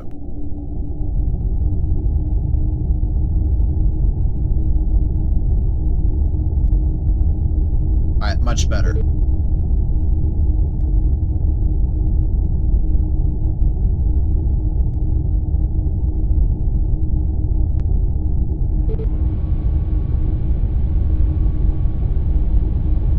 And I'm actually not going to fix the orbit, even though that it's going up because of the decay rate. The decay rate is really concerning to me, and I do not want to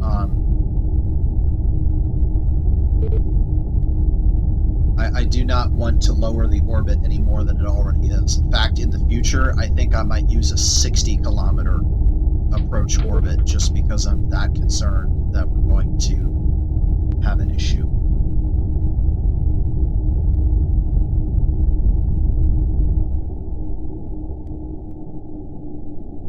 Alright, we're done. That should take us up to about 75 degrees north. V2, 909. And we know that we picked up a lot of extra velocity there. Final mass, 4611190. That used 762 meters per second, almost almost the same velocity that we're flying with right now. Like I said, that's okay. We're probably now down to 80% fuel, 83%. Okay, that's not bad. So we're going to go into night now. And then once we pop out the other side, we'll be able to take a look at our potential landing locations.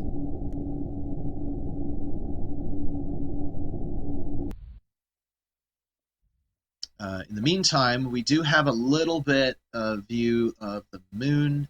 Yeah, it looks a lot like the Earth's moon, I have to say.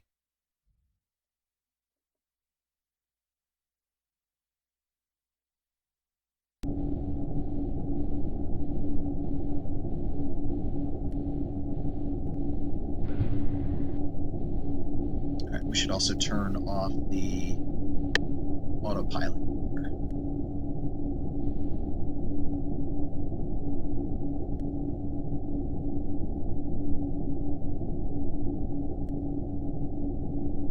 I'm not going to turn off secure for maneuver because I'm really concerned about the decay rate of this orbit. In fact, let's take a look at it right now. I'm putting it up to 10x time acceleration. It looks like only the far end of our orbit is decaying. The near side, the periapsis, is not decaying. I wonder if that has to do with the fact that we changed our inclination a little bit.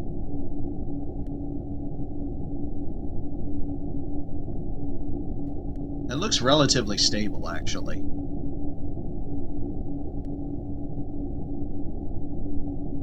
So note that for the orbit.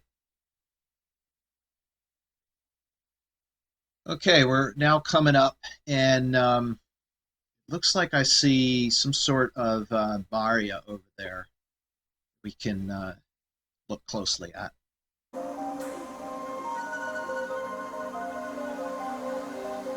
This moon is very rough.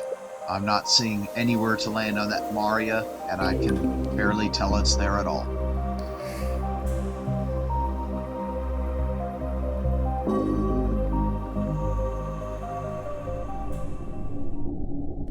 Continuing on up to the pole.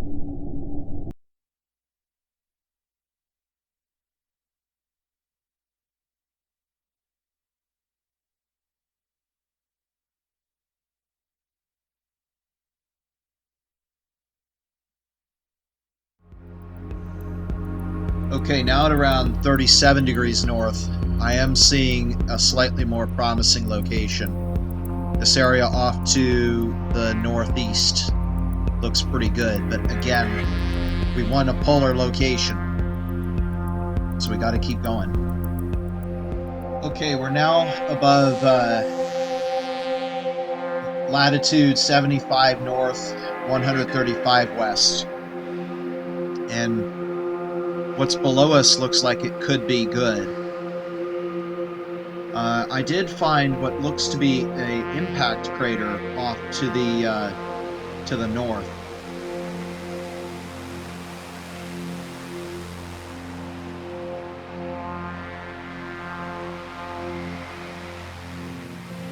And so this is the other side of our orbit. Once we get further than this point, it looks like things are just going to get rougher again. But you got to remember, we also need a permanently shadowed crater. So if I use my telescope here, we've got this crater, which is about 71 degrees north, 161 degrees east. And there's craters in the craters. And it looks like there's quite a lot of shadowing going on there. So we might want to use that as a potential target, but we have to see it edge on in order to feel comfortable. And there it is. So pretty good orientation, it looks like, and being nice and flat. I think the only thing that I'm questioning is exactly how big it is. We're going to have to get that answer in order to feel safe here, because the Space Viking might not fit. Alright, so I've calculated the crater is 6 kilometers wide, and this is about the best that we're going to be able to do of imaging this crater from orbit. So I think we're going to select it as the prime landing site. So it's very hard to tell, but this is the same crater in orbiter. So it runs right around here. It's hard to tell because it has very low walls, so it doesn't show up very well. But we just flew directly over that. So what we need to do is make sure that we're there next time around. Unfortunately, I don't think there's any way to enter a target.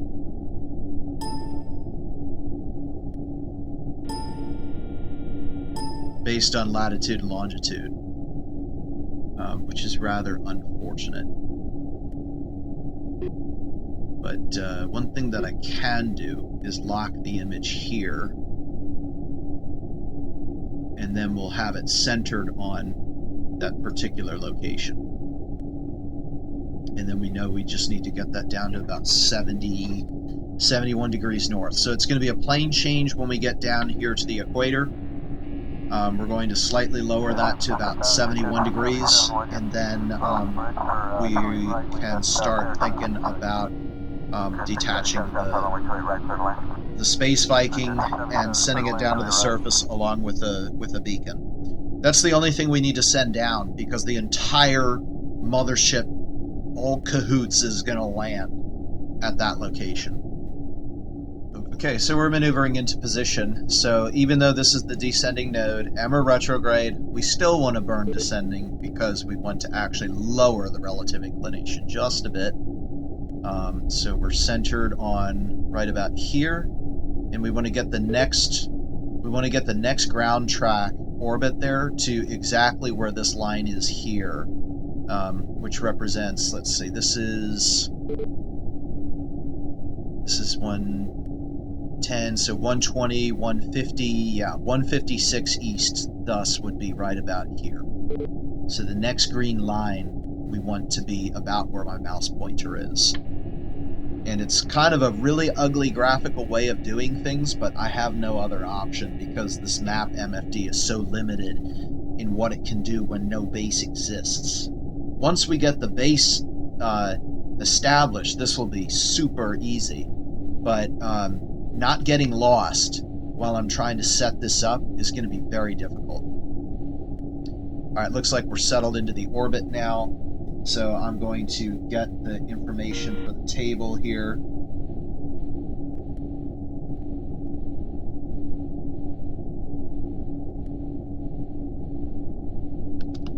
Eta Crucis 7.1. What do I call that crater? We'll just call it 156 East crater plane change.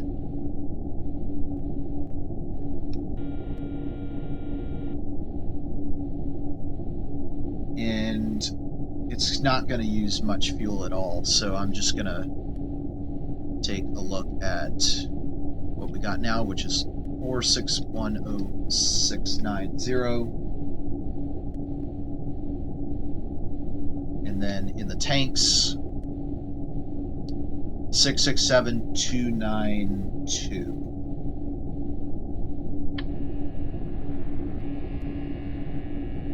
V1 is 910. Shoot, I already moved my cursor. Alright, so 120, 150, 156. That's right there. Here we go.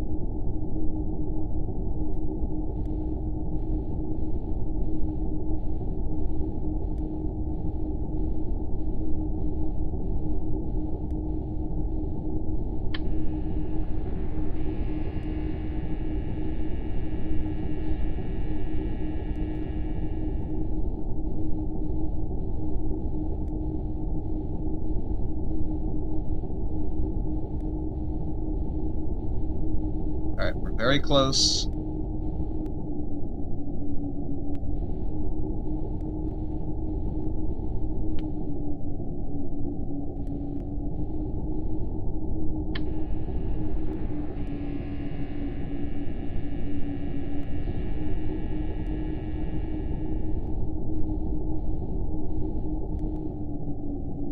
Alright, I think that's it.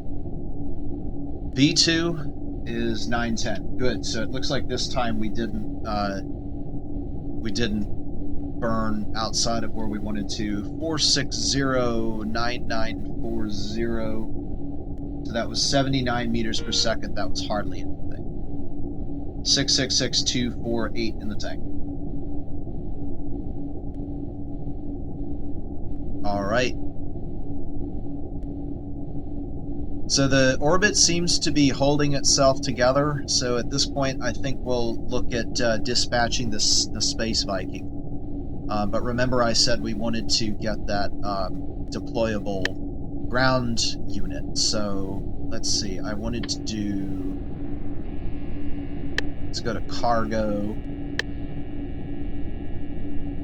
And we want to build a radio. So we want, let's see, light, not the exploration sat this time, and not the lander either. There's the landing transponder beacon. I'm not sure if that's the one we wanted.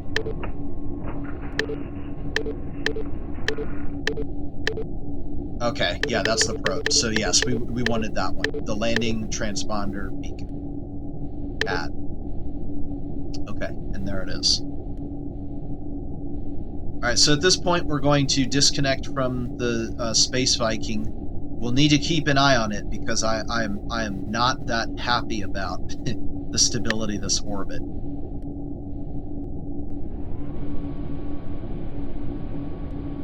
So we should be able to go to my C-Star checklist should have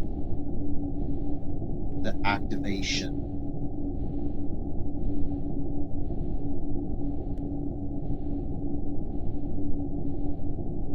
Yes, I do.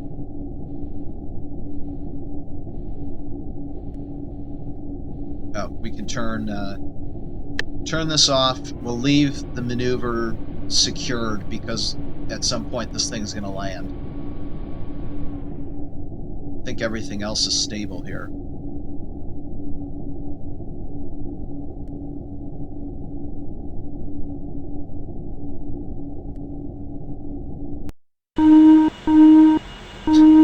Oh, that's always a very nice thing to hear.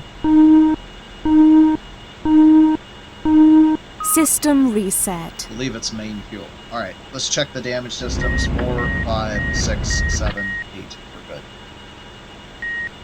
Alright, so we want to refuel.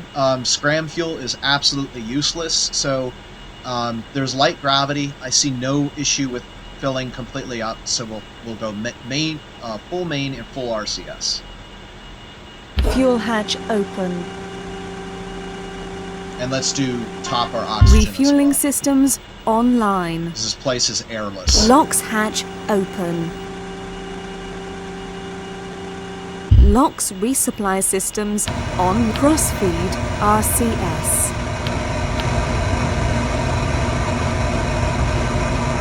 LOX RCS fuel tanks full. LOX resupply systems off. APU fuel tanks full. Alright, it's just about waiting for that main fuel to fill. So I just realized that we're not going to be able to, or found out rather, that we're not going to be able to open the doors with the security state. So I guess that makes sense. So we're going to have to secure from them. Attention all hands. We are secure from orbital maneuvering. You may resume your duties as usual. Engineering teams, please set engine to standby status. Bay door opening. Okay, now we can open the doors.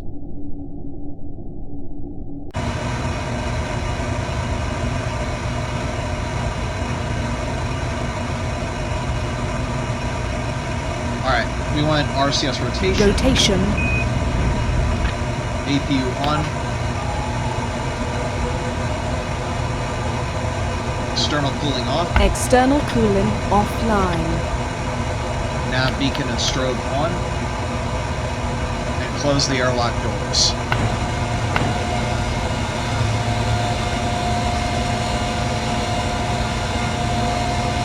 Using onboard O2.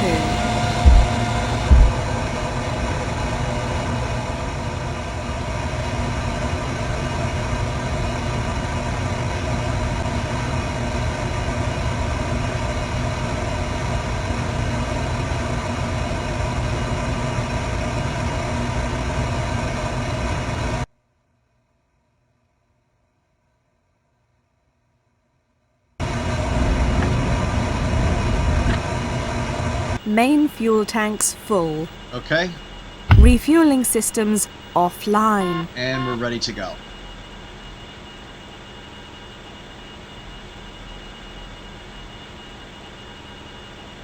Final check. Doors are closed. Undock. Undocking confirmed. Undocking Translation.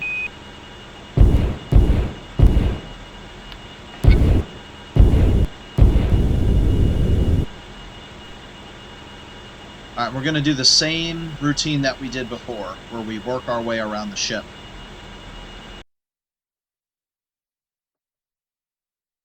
Looks like we can use either side to get around.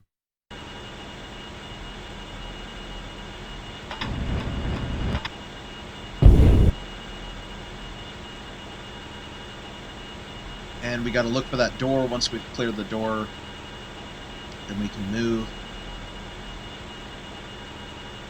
It drives me nuts how no matter what, you can't see that door. Rotation. Translation. Oh, there's the moon. I still can't see it. Okay, we've cleared it.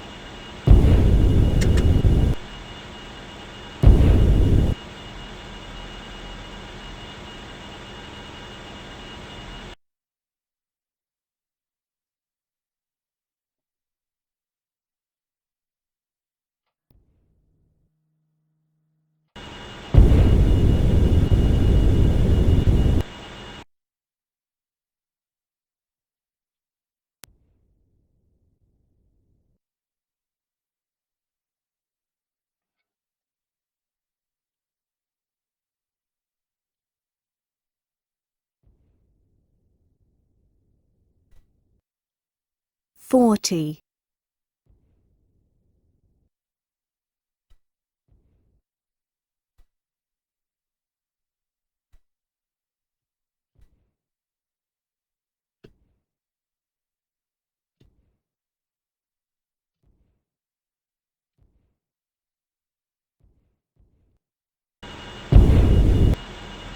Rotation. Alright, do our flip.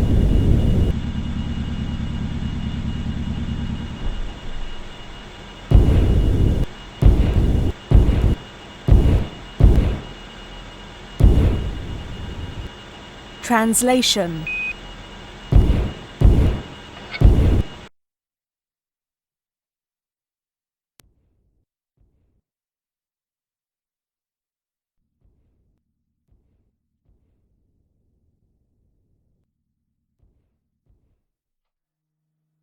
Alright, I can see our beacon. It's right there, so this one is going to be a little bit tricky, and the reason I say that is because the beacon is coming out of this bay slot 1. Actually, yeah, that's still the same orientation. Let's just translate just a little bit here to the right, and then we should be just about perfectly positioned to receive it.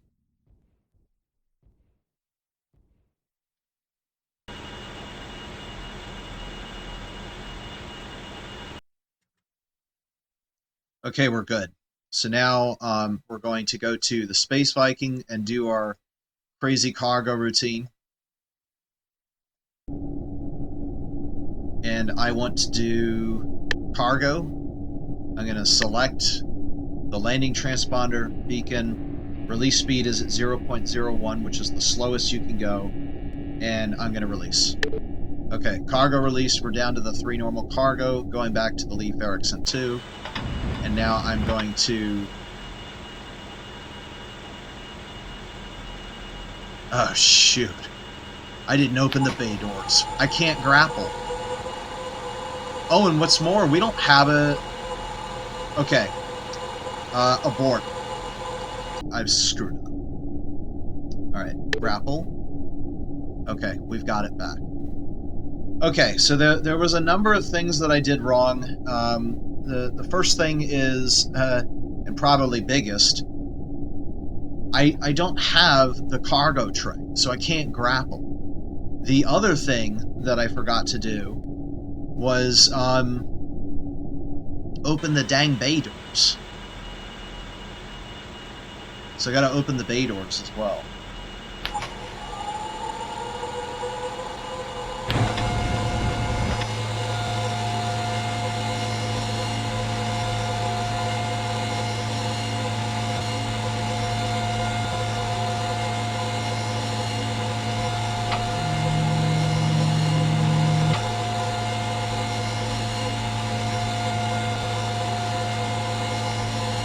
duty.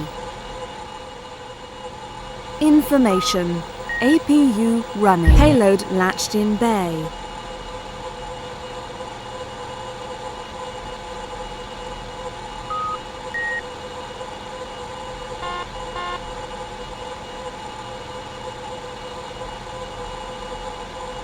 Alright, I'm going to try something really bullish. I'm going to leave the cargo tray inside the XR2 Ravenstar.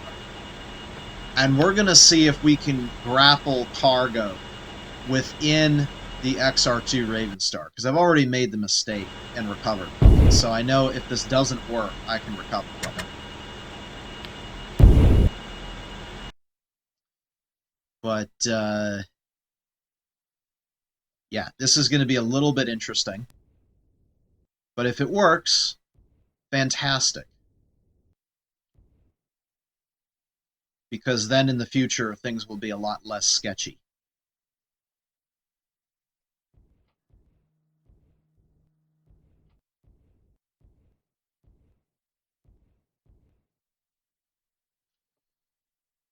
All right, let's try it. So go to Space Viking and quick save, because this is definitely something that could trigger a crash to desktop. 0.01, selected, and release. Alright, go into the cargo tray, press C, and cargo grappled. Okay, did we get it? I can't see a thing.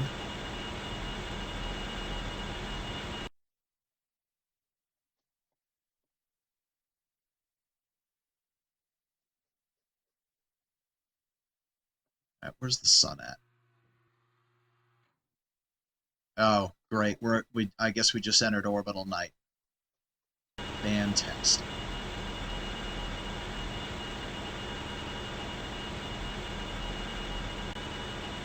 We gotta confirm that we have it on board. The lights are on, which means I can't really do much about that. Alright, let's back away from rotation and see if we can...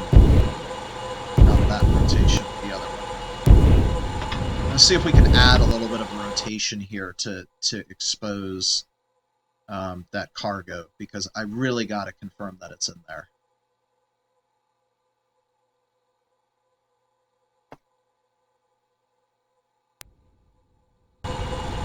Translation. Rotation.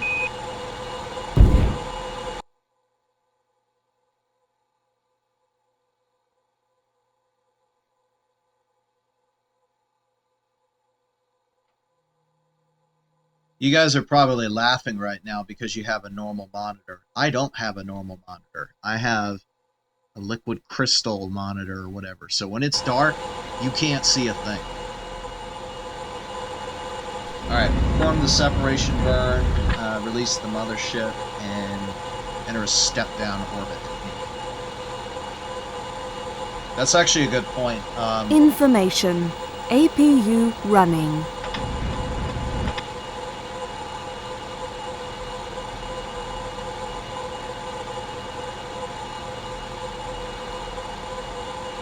Yeah, it's actually time to enter a step-down orbit right now.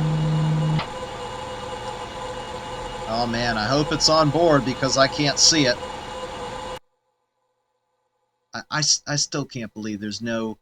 The only way that I see possible is that you'd have to send a UMMU there, and there's no way to tell this thing select diagnostics.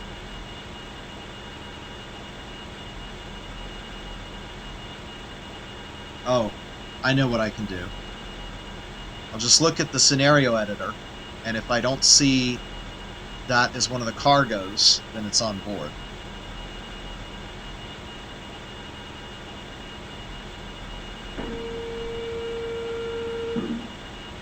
Alright, good.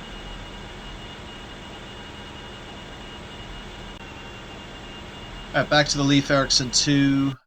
What's our separation from the mothership now? It's just starting to get good. So we'll turn Rotation. prograde. Actually, we'll turn retrograde because we need to slow down.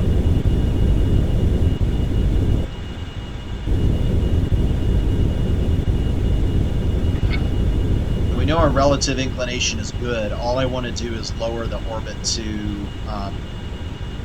maybe about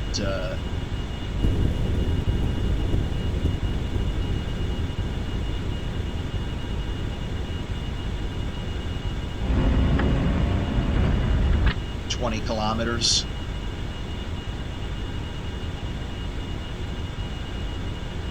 And I really need to do that with an absent line rotation.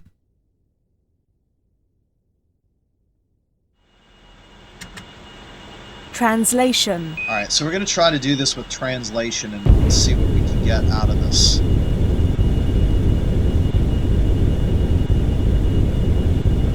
Yeah, that's not going to work.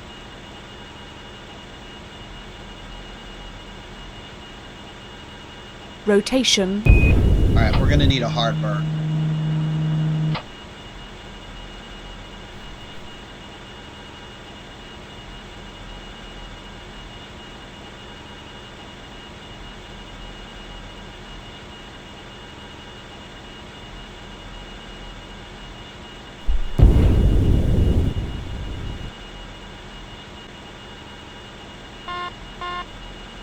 You know what I just realized is it would be way easier if we just waited until we got down to the 30-some kilometers. Oh, right, we're going retrograde. So that's not going to happen. Alright, so then what we're going to need to do is burn now, and we'll overburn intentionally.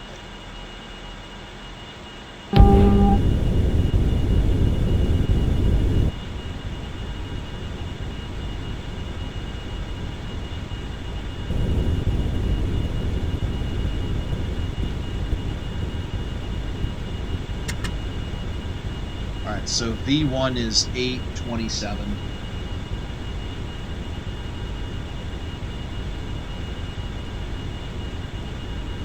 So right now, we're at 110 kilometers. And we're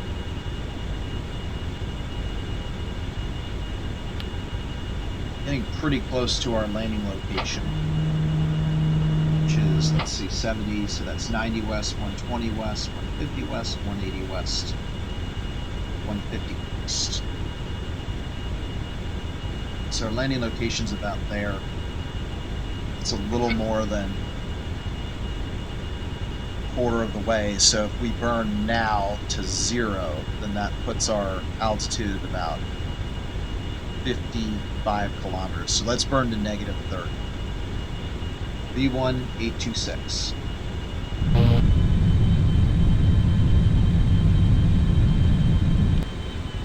Alright, there we go. V2 803. New mass 32567. That was 23 meters per second. And then next will be the landing burn.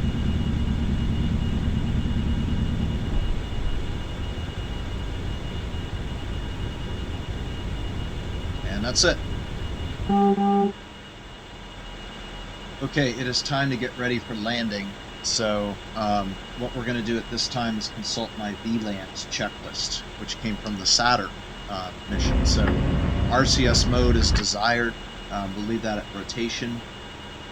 APU on. Gear down. Gear down. We'll open the hover doors and retro doors as well. Gear down and locked.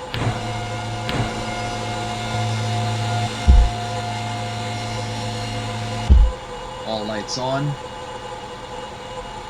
APU will turn that off. And then autopilot.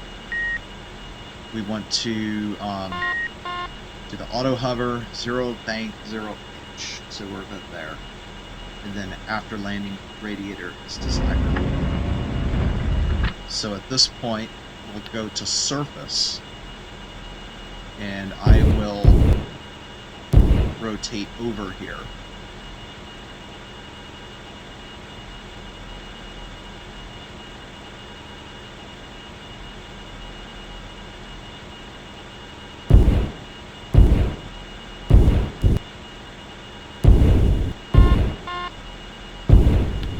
So we want to be turned virtually retrograde, which will be there.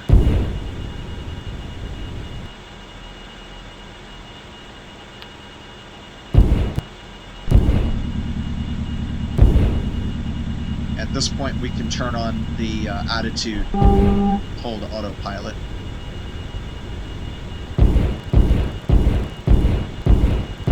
Alright, and then the last thing is the deceleration. So the deceleration is going to take about 48 seconds. That means that we need to start the stop 21 kilometers before we actually are ready to stop. At 1 degree being 12 kilometers, that means we're going to hit the brakes when we're at 158 degrees north, which is coming up really soon. Should be close to the center of this thing. Just to confirm, we're still retrograde. Yes.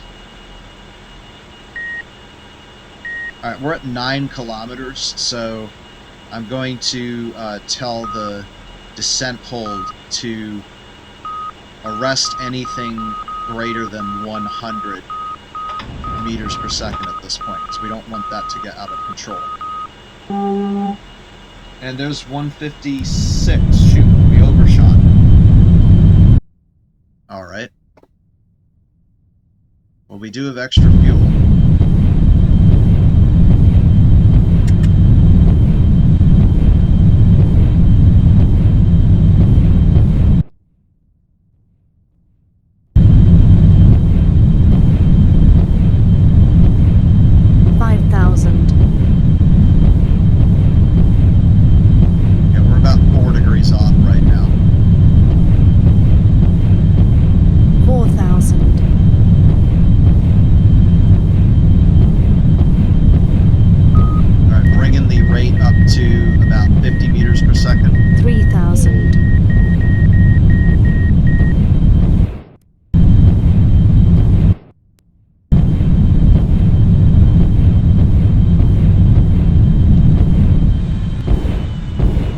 Translation. Rotation. Translation. 2000.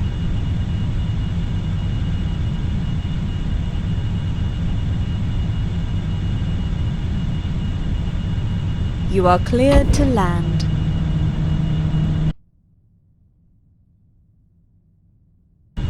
Alright, we need to start slowing down again. 1,000. 900. 800. Alright, auto land. 700. 600. Actually, you know what? Just hover. 500. Rotation.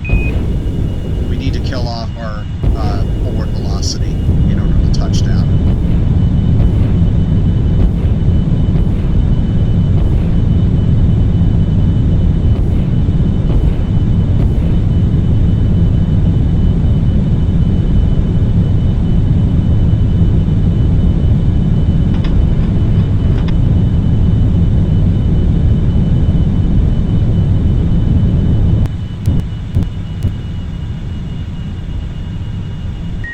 Now auto land.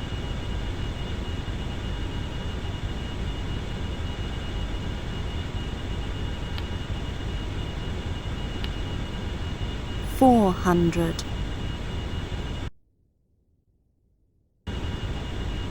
300. 200. 100. 75. 50, 40, 30,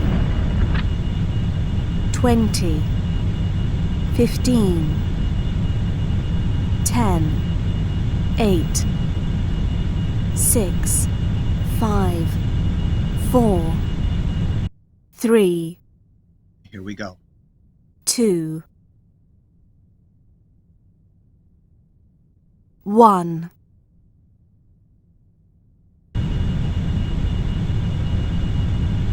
Touchdown. Okay, Wheel stop. we're on the ground. at Eta Crucis 7.1, we're going to begin safing. Disengaged, disengaged, disengaged. Off. RCS rotation off. Alright, and at this point, even though we're not in the proper location, we had originally targeted 156 east, which means that we're about 36 kilometers east of where we wanted to be. Let's take a look at what we can see out the window, because, I mean, we landed here, we might as well, right?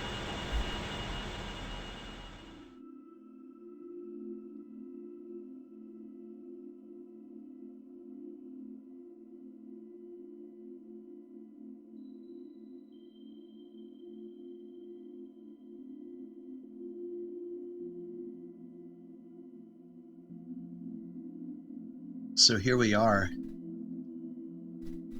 We're down, but there's not enough room around here to land our very large mothership.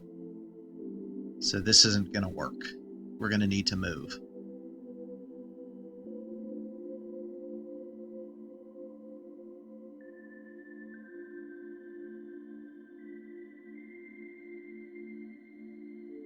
Alright, to the crater.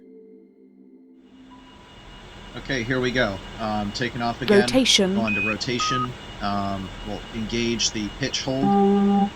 We're going to take off, climb to about 1 kilometer, and we're going to move slightly to the northeast, maybe about 60 degrees. We'll level off at 1 kilometer and move until we get to that position at 100.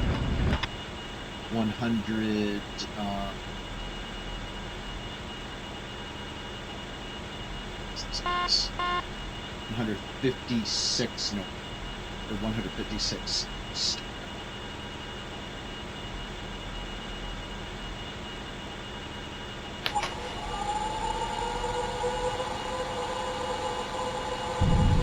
Lift off. Alright, nice and slow.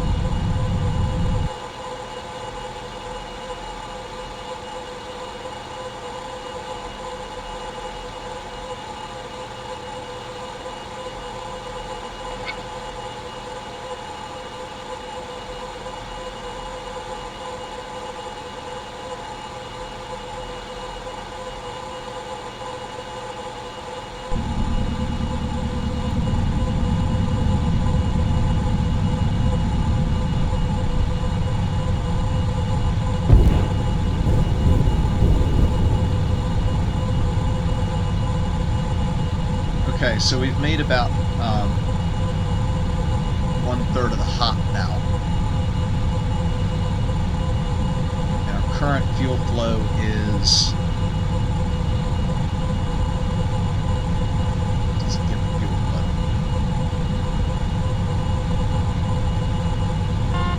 But based on this current amount, we've got over 10 minutes of fuel, so we don't have to worry too much right now.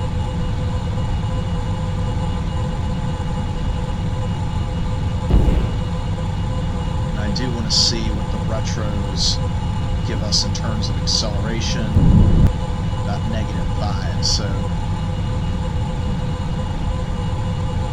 we're going to need about 17 seconds to decelerate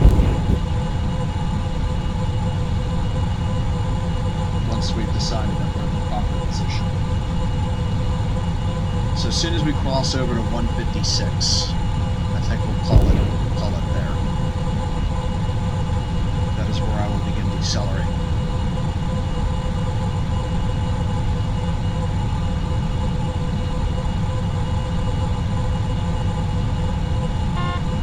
1,000.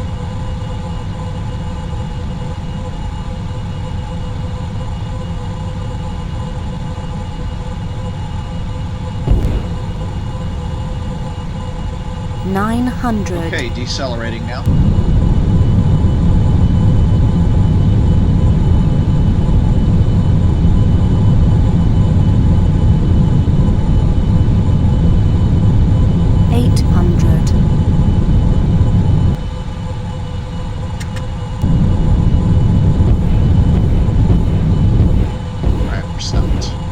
Translation. 700. Rotation.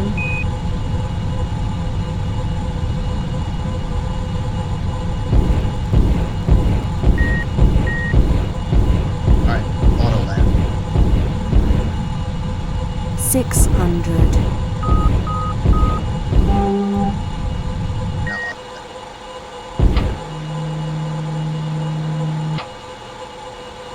500. So that hop probably took about 10% of fuel when you factor everything in.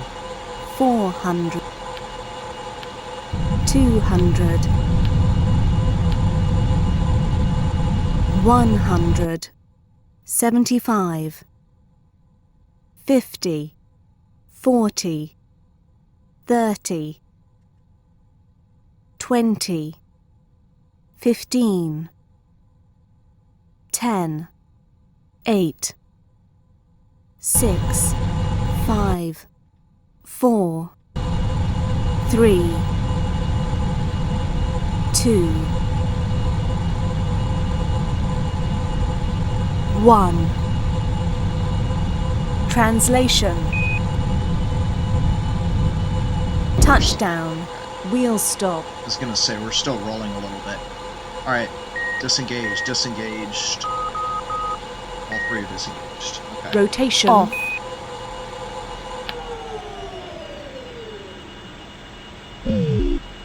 Recheck.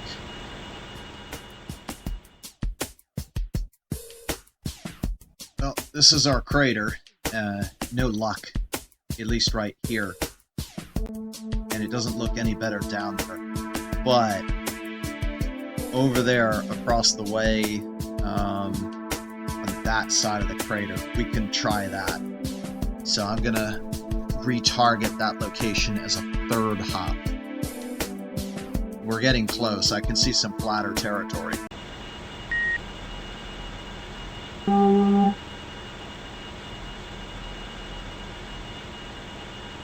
Rotation.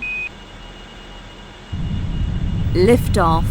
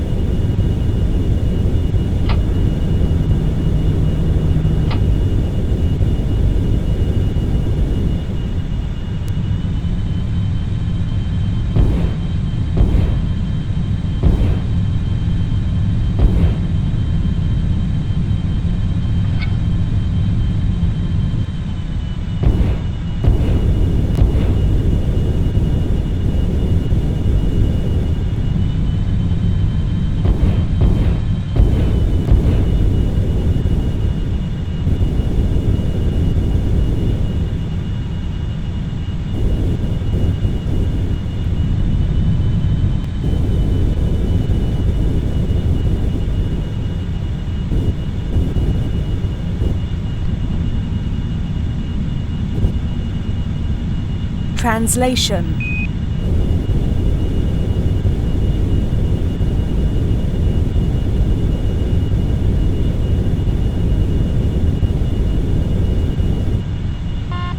Rotation.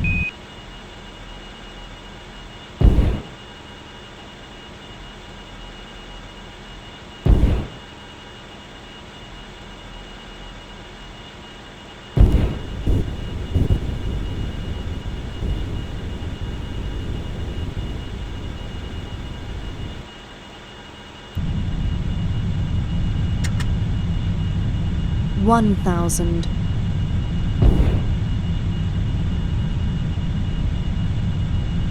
900.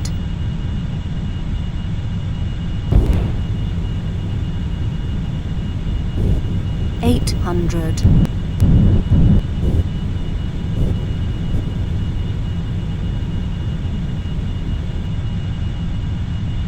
700.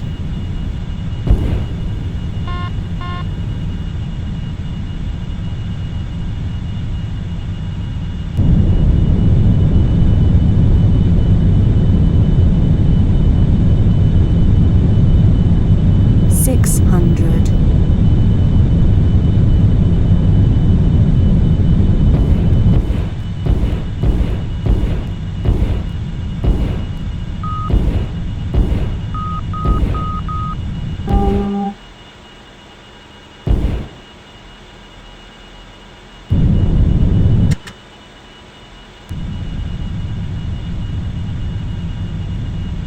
500.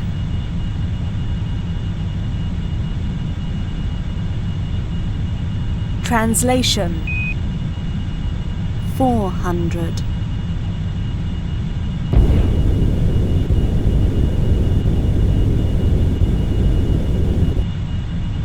300.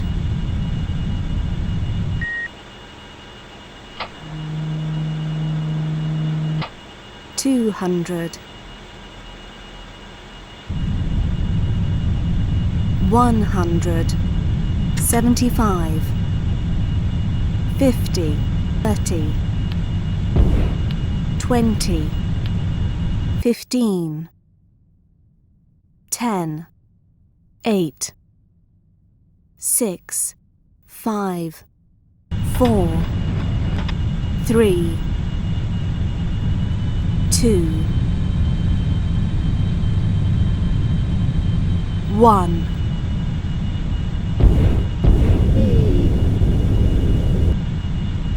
Touchdown, wheel stop.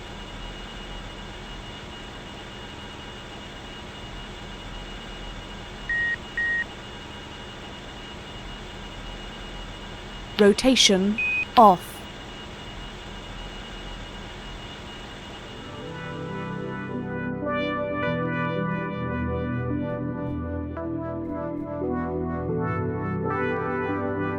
Okay, I am satisfied with this. This area might not look 100% flat, but it's pretty good. We got some big long landing legs, so I'm not too worried about it. This will do.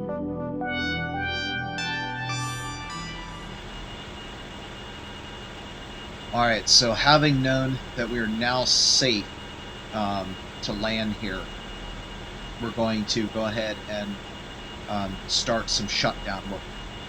So AF control off, RCS mode off, turning the secondary and tertiary HUDs off.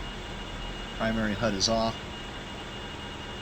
Multifunctional displays, I guess we can leave those on because we'll be commanding the Space Viking. We can reset the mission elapsed timer.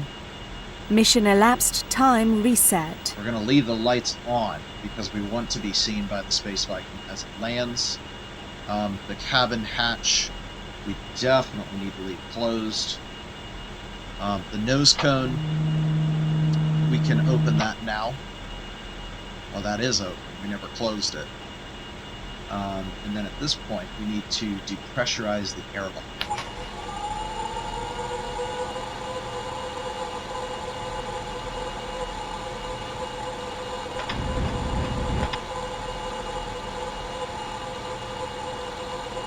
Airlock depressurizing. While that's going on, we can deploy our cargo here to the surface. LOX tanks full.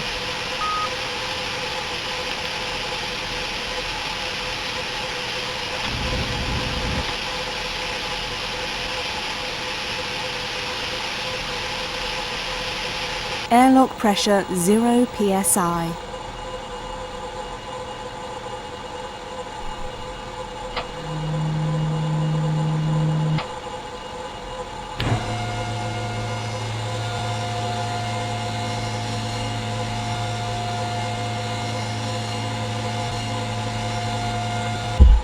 Alright, and I myself am going to do this one.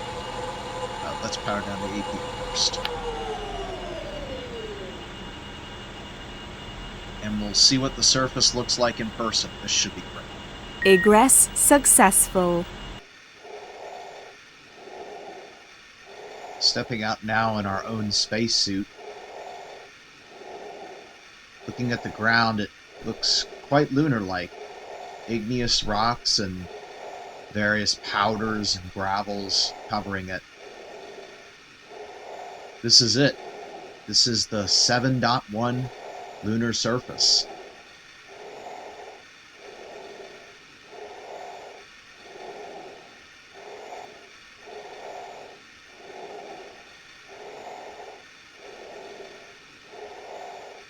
All right, let's put that beacon down.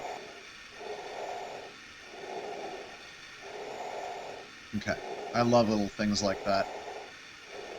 So, we'll go over to the landing beacon here. And we're going to need to carry this far away from the spacecraft here.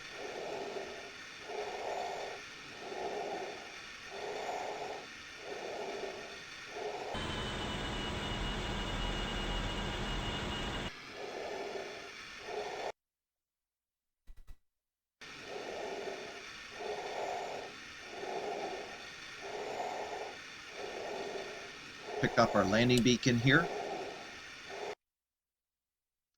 Got it.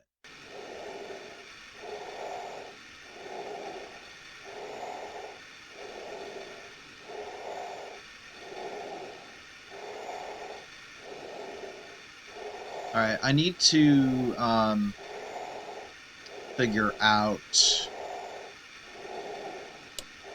Let's see, the gold filter is V. We definitely want to have that on anytime we face the sun.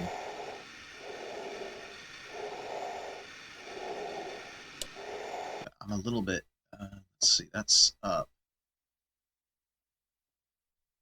Do not think we're in view of the planet itself. I gotta figure out which way is north. Okay, so we're facing north right now.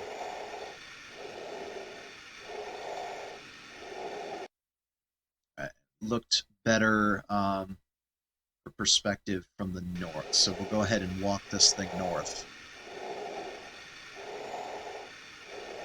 11, 12, 13, 14, 15, 16, 17, 18, 19, 20. Okay, that means we're 40, so 25, so it's 50, 52, 54, 56, 58, 60, 62, 64, 66, 68, 70, 72, 74, 76, 78, 80, and we're going to continue walking until we're about 200 meters out. It's very exhausting carrying this thing super far, so that's why my breathing rate increased. And then I just want to confirm the size of that thing, because we do not want it to come down on us. It'd be really bad. Oh, it says the size is 470 meters. Alright guys, this is going to be a long one. I'm going to have to walk this thing out another few hundred meters. All right, we are now 500 meters away from the XR2. This should be a safe location, so we'll go ahead and drop it now, and we'll press U, which should activate the landing beacon. Unpacking cargo. And that's it. So the goal is going to be to get Space Viking to land directly on top of that beacon. Now, I'm getting away from here because I do not want to be here when that comes down.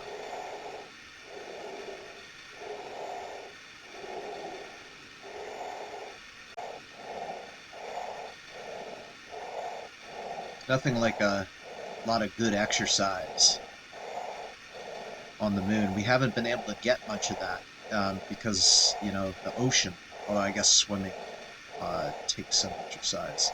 The cardiac beats above 100. Anyway, we are back to the ship now, which means it's time to figure out how to get the Space Viking to land on that thing.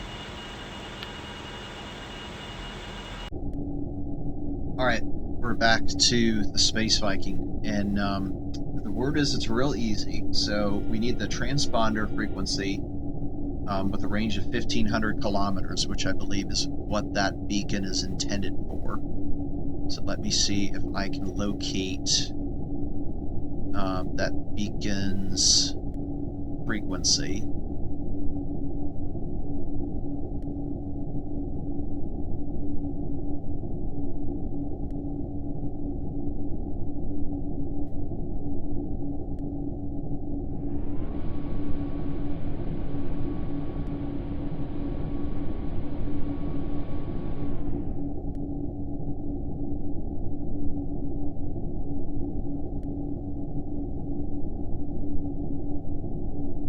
Okay, so it's transponder 01, and the transponder is 121.00 megahertz. So we're going to go to ComNav, do 121.00. And now we want deorbital, and we're nav 1. Okay. So that is taken care of. Step 2 is to arrange the orbit to pass over the base at 10 to 25 kilometers. So thank goodness we have... Oh. Can I not select the Leif Erikson when it's on the ground?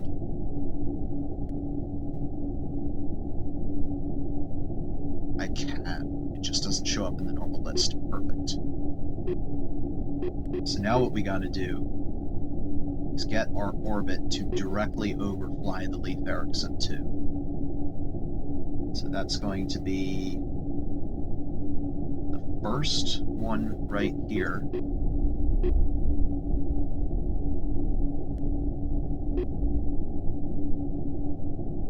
And it's darn close, but not exact.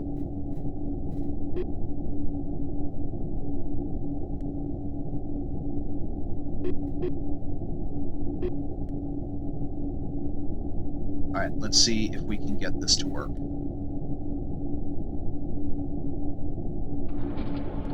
Put on prograde autopilot and do a little bit of translate.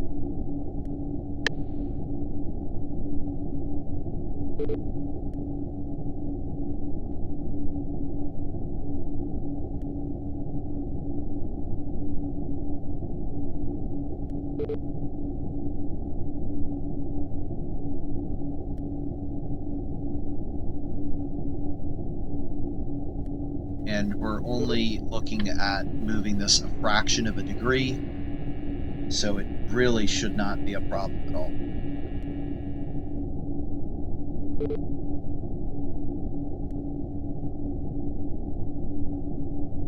Translation.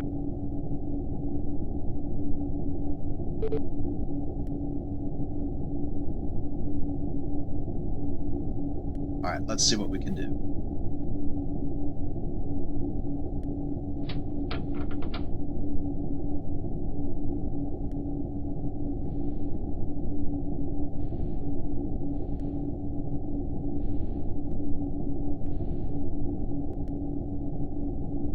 Alright, that's making it worse, so let's translate down.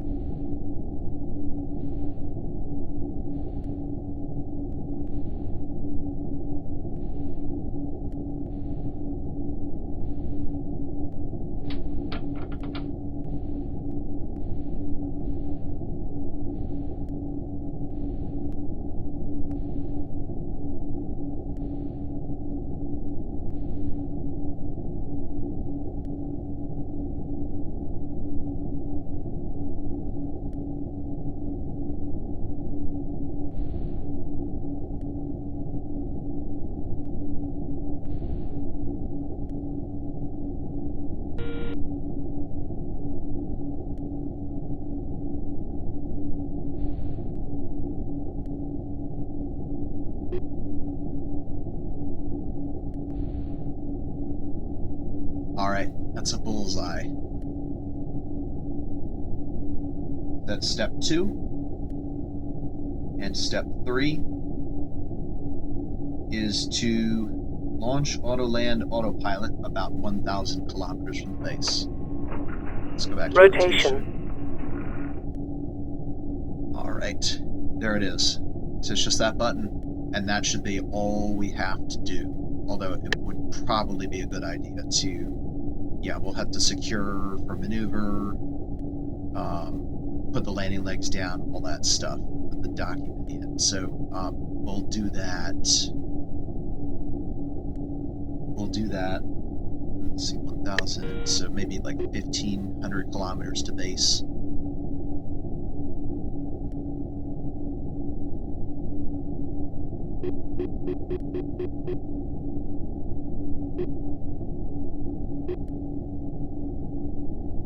Which should be a little bit interesting because the radius on this planet is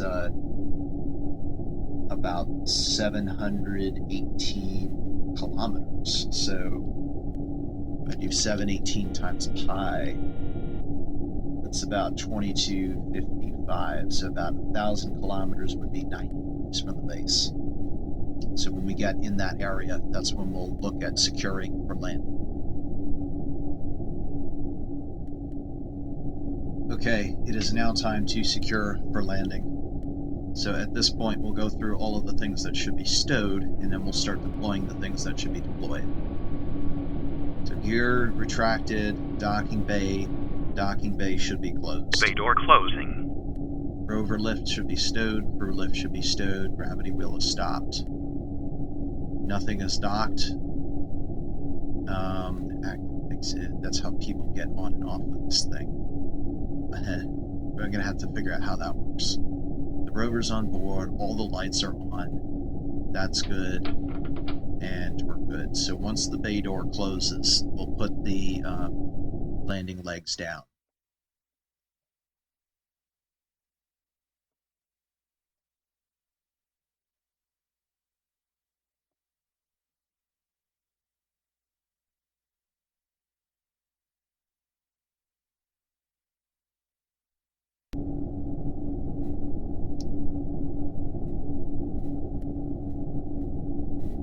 That looks like Ariel and Umbriel. And then over here, we got a bunch of Saturnian moons.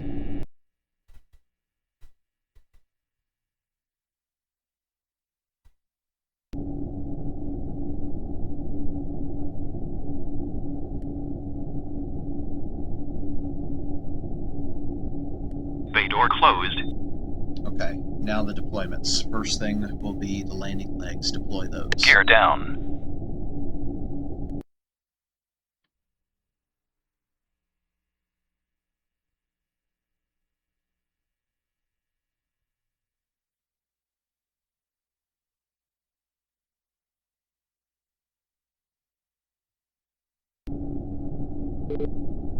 Okay, gear down and locked. Docking bay stay closed. Rover lift, crew lift, gravity wheel, all of those are stowed. Let's see, dock 1, 2, and 3 free, that's good. Rover's on board, all lights on, and we're ready for landing. So we're going to wait until we cross the equator of the moon. And as soon as we do that, we will be activating the automatic land feature. So I forgot that they wanted the orbit to pass over the base at 15 to 25 kilometers, so I forgot to fix that. We'll do what we did with the Lief Erikson 2 and burn until we're about negative 30 for periapsis altitude. That should put us at the right location.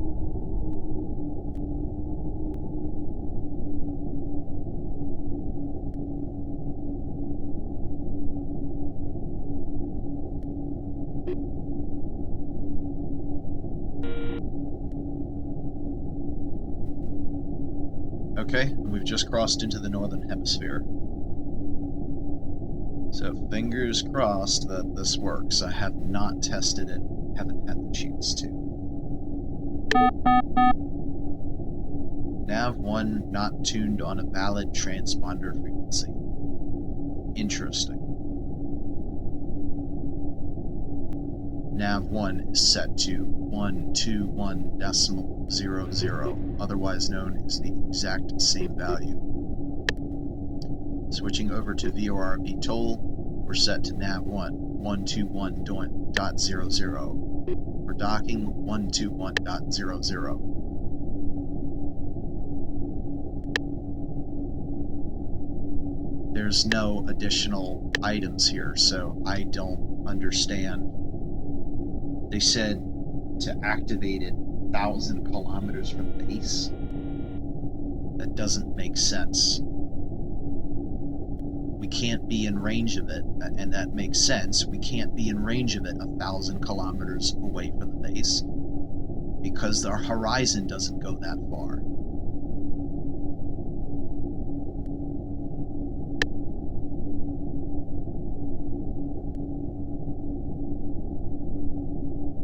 H2 of health is the auto land. Okay, here it is. Auto land needs a transponder or VOR frequency with a range of 1,500 kilometers and it'll land right on the transmitter. I did all of that. Range it so that it passes right over the base, which I did. How can I launch that 1,000 kilometers before arriving to the base? That makes no sense. This moon isn't even 1,000 kilometers big. Not designed to land on a big planet. Yep, tiny or no atmospheric moon. That's what we have. Launched at low speed and altitude. Okay. Okay, so it can also be launched at low speed and low altitude. Okay. Alright, that's satisfying. So basically what that means is later on in the procedure we can launch it. We just need to make sure that we're continually facing retrograde as well. Oh yeah, and I forgot to secure for the maneuver. We did everything else except that. Attention all crew, we are now preparing ourselves for the planned maneuver. Please perform your personal checklist and return to your cabin. Engineers be ready for propulsion testing and flight surgeons report all crew before the maneuver. Here's my desk. It'd be nicer if they could put it closer to the window so that you could actually look out.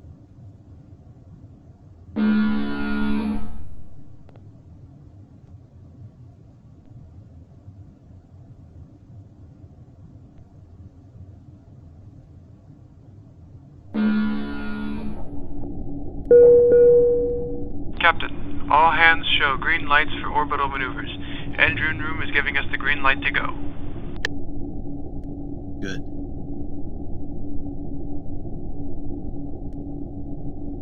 Oh.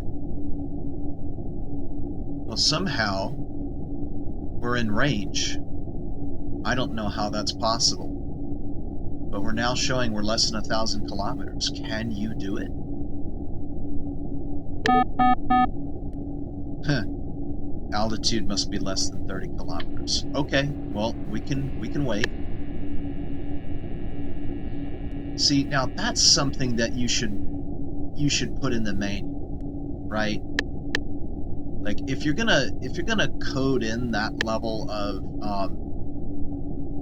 that level of detail, you really need to say in parentheses, if you're over 30 kilometers, the autopilot will not activate.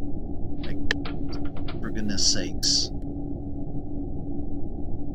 Because, I mean, that could be deadly if you're in a larger planet or whatever. Alright, we gotta wait until we descend further from where we're at.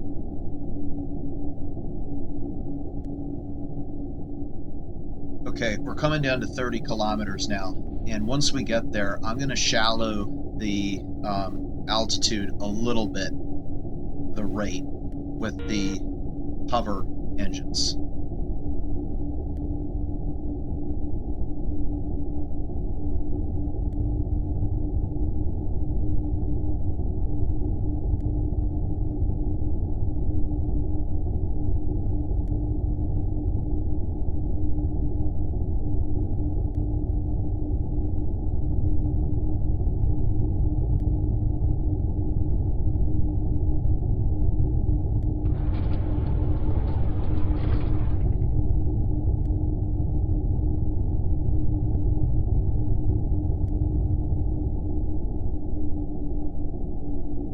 Alright, I've done as much as I can. Auto land, please. Okay, started. Orientation.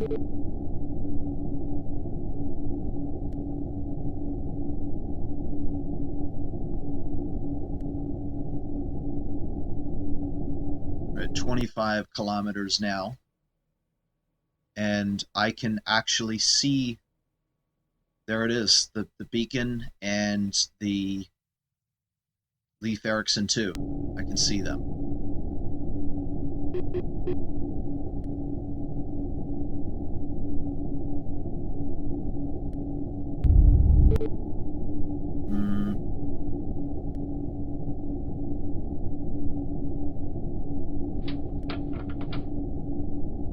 What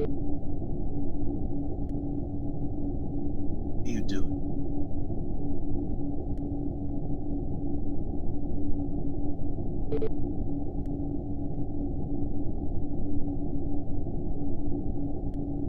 Alright, well, we've gone past it. Oh.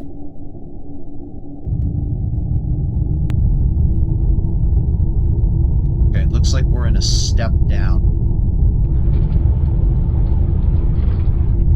Step down rate.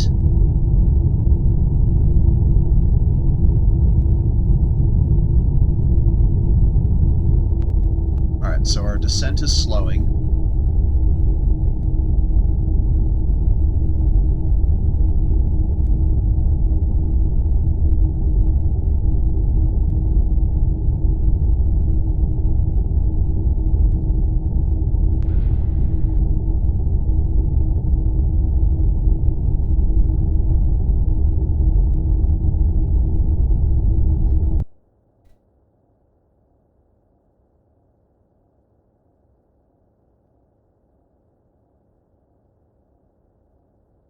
There's Eta Crucis 7.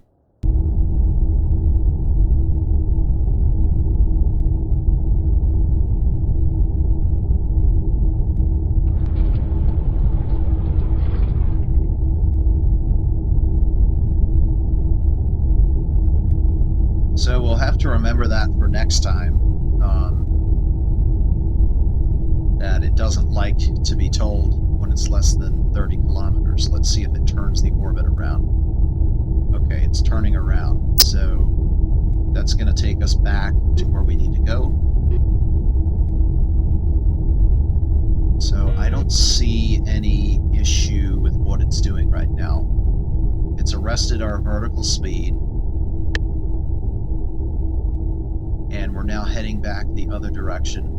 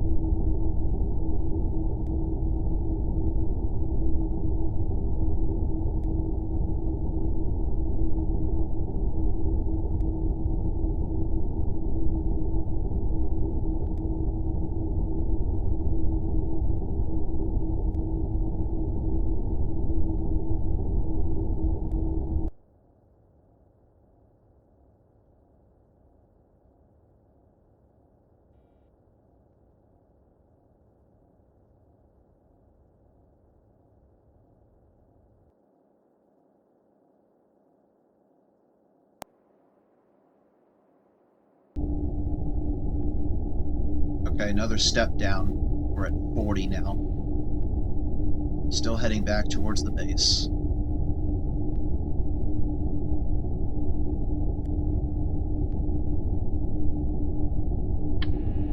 I'm not sure why it spun around, because I put it in a retrograde orientation, so if it just fired its engines there, we would have been alright, but instead it wanted to go prograde, and then I guess hit the retros.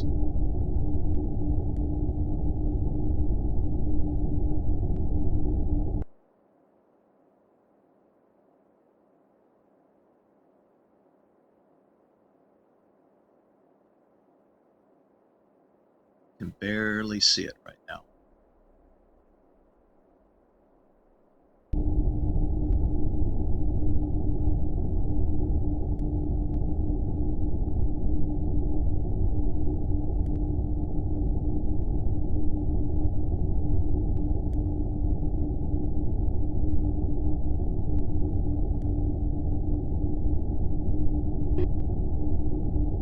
Well, so far this hasn't been very efficient, but that's not the point. We still only used about 2% of fuel, and supposedly, assuming that there's water ice down there in the crater, we should be able to excavate some. Let's see, we're down to about 5 kilometers now.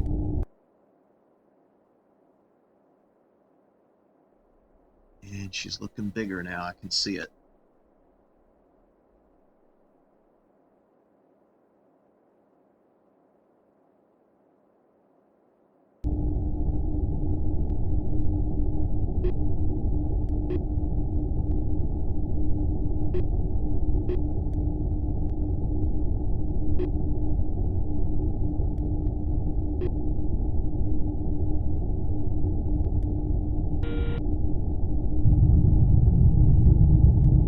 Alright, another step down for 20.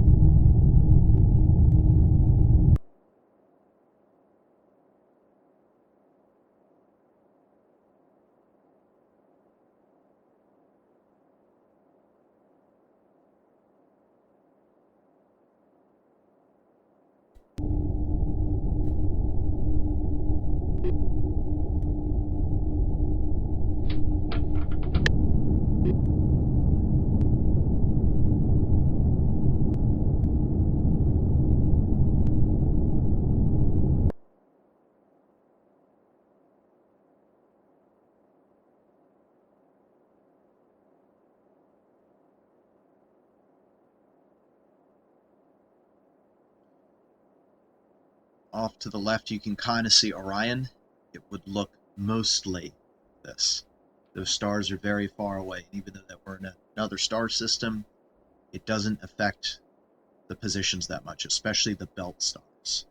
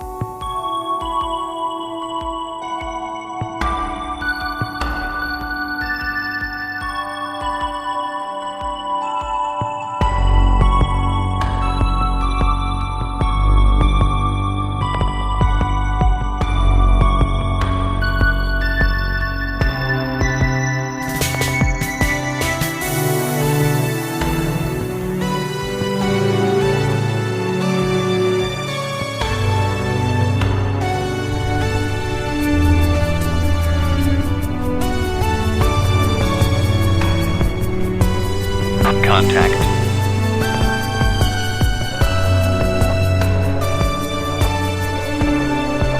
Confirmed.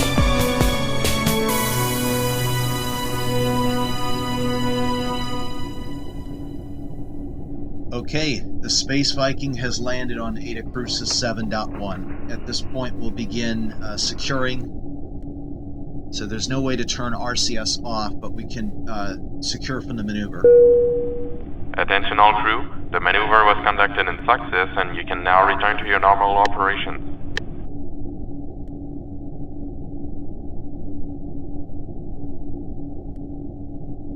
Alright, let's see, what else do we want to do here? Docking bay stays closed. Rover lift and crew lift. We can deploy those. Let's get the crew lift down. Crew lift extending.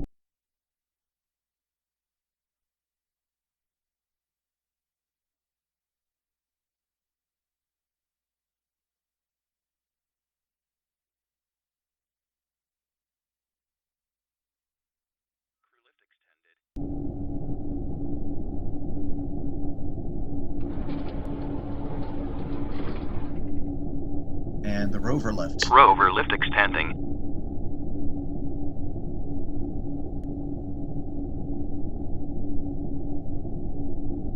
And at this point we can turn our lights off.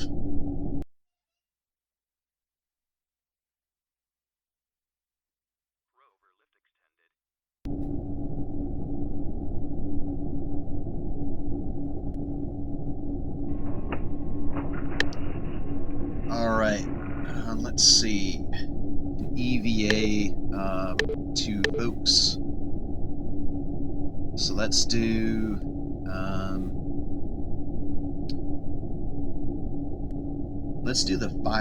the safety advisors. So that's going to be Sam Armstrong and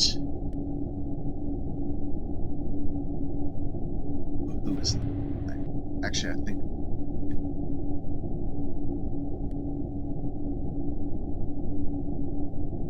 that's Jamil Hurd.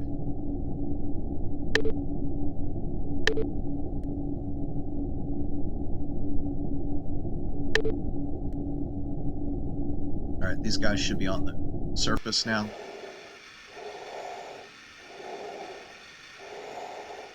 Alright, and to avoid having to walk all the way to the ship, let's see if we can get them in the rope. And then we'll cut it here because this has been a very long episode. Let's see if we can hop in. It worked. Perfect. Now the other guy.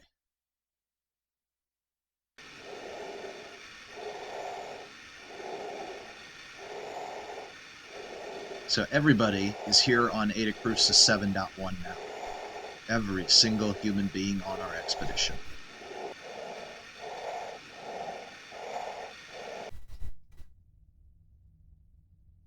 Alright, and I have no idea how to drive this vehicle, so we're going to press H. Oh boy.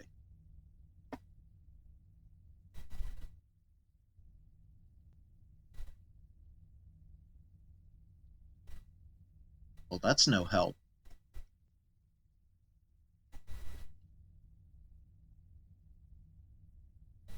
I guess we're going to have to wing it.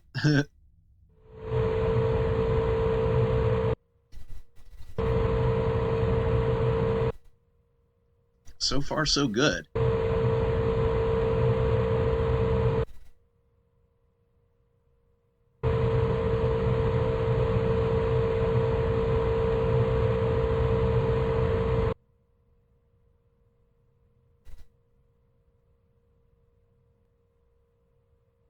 So guys, this is the Runestone Rover, otherwise known as the Azor by manufacturer.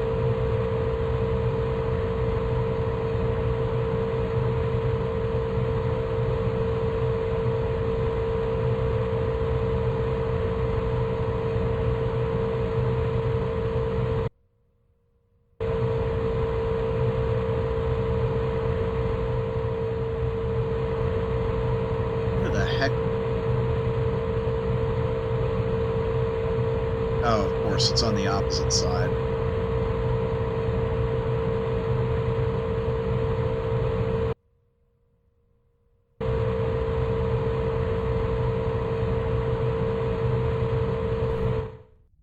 Uh-oh.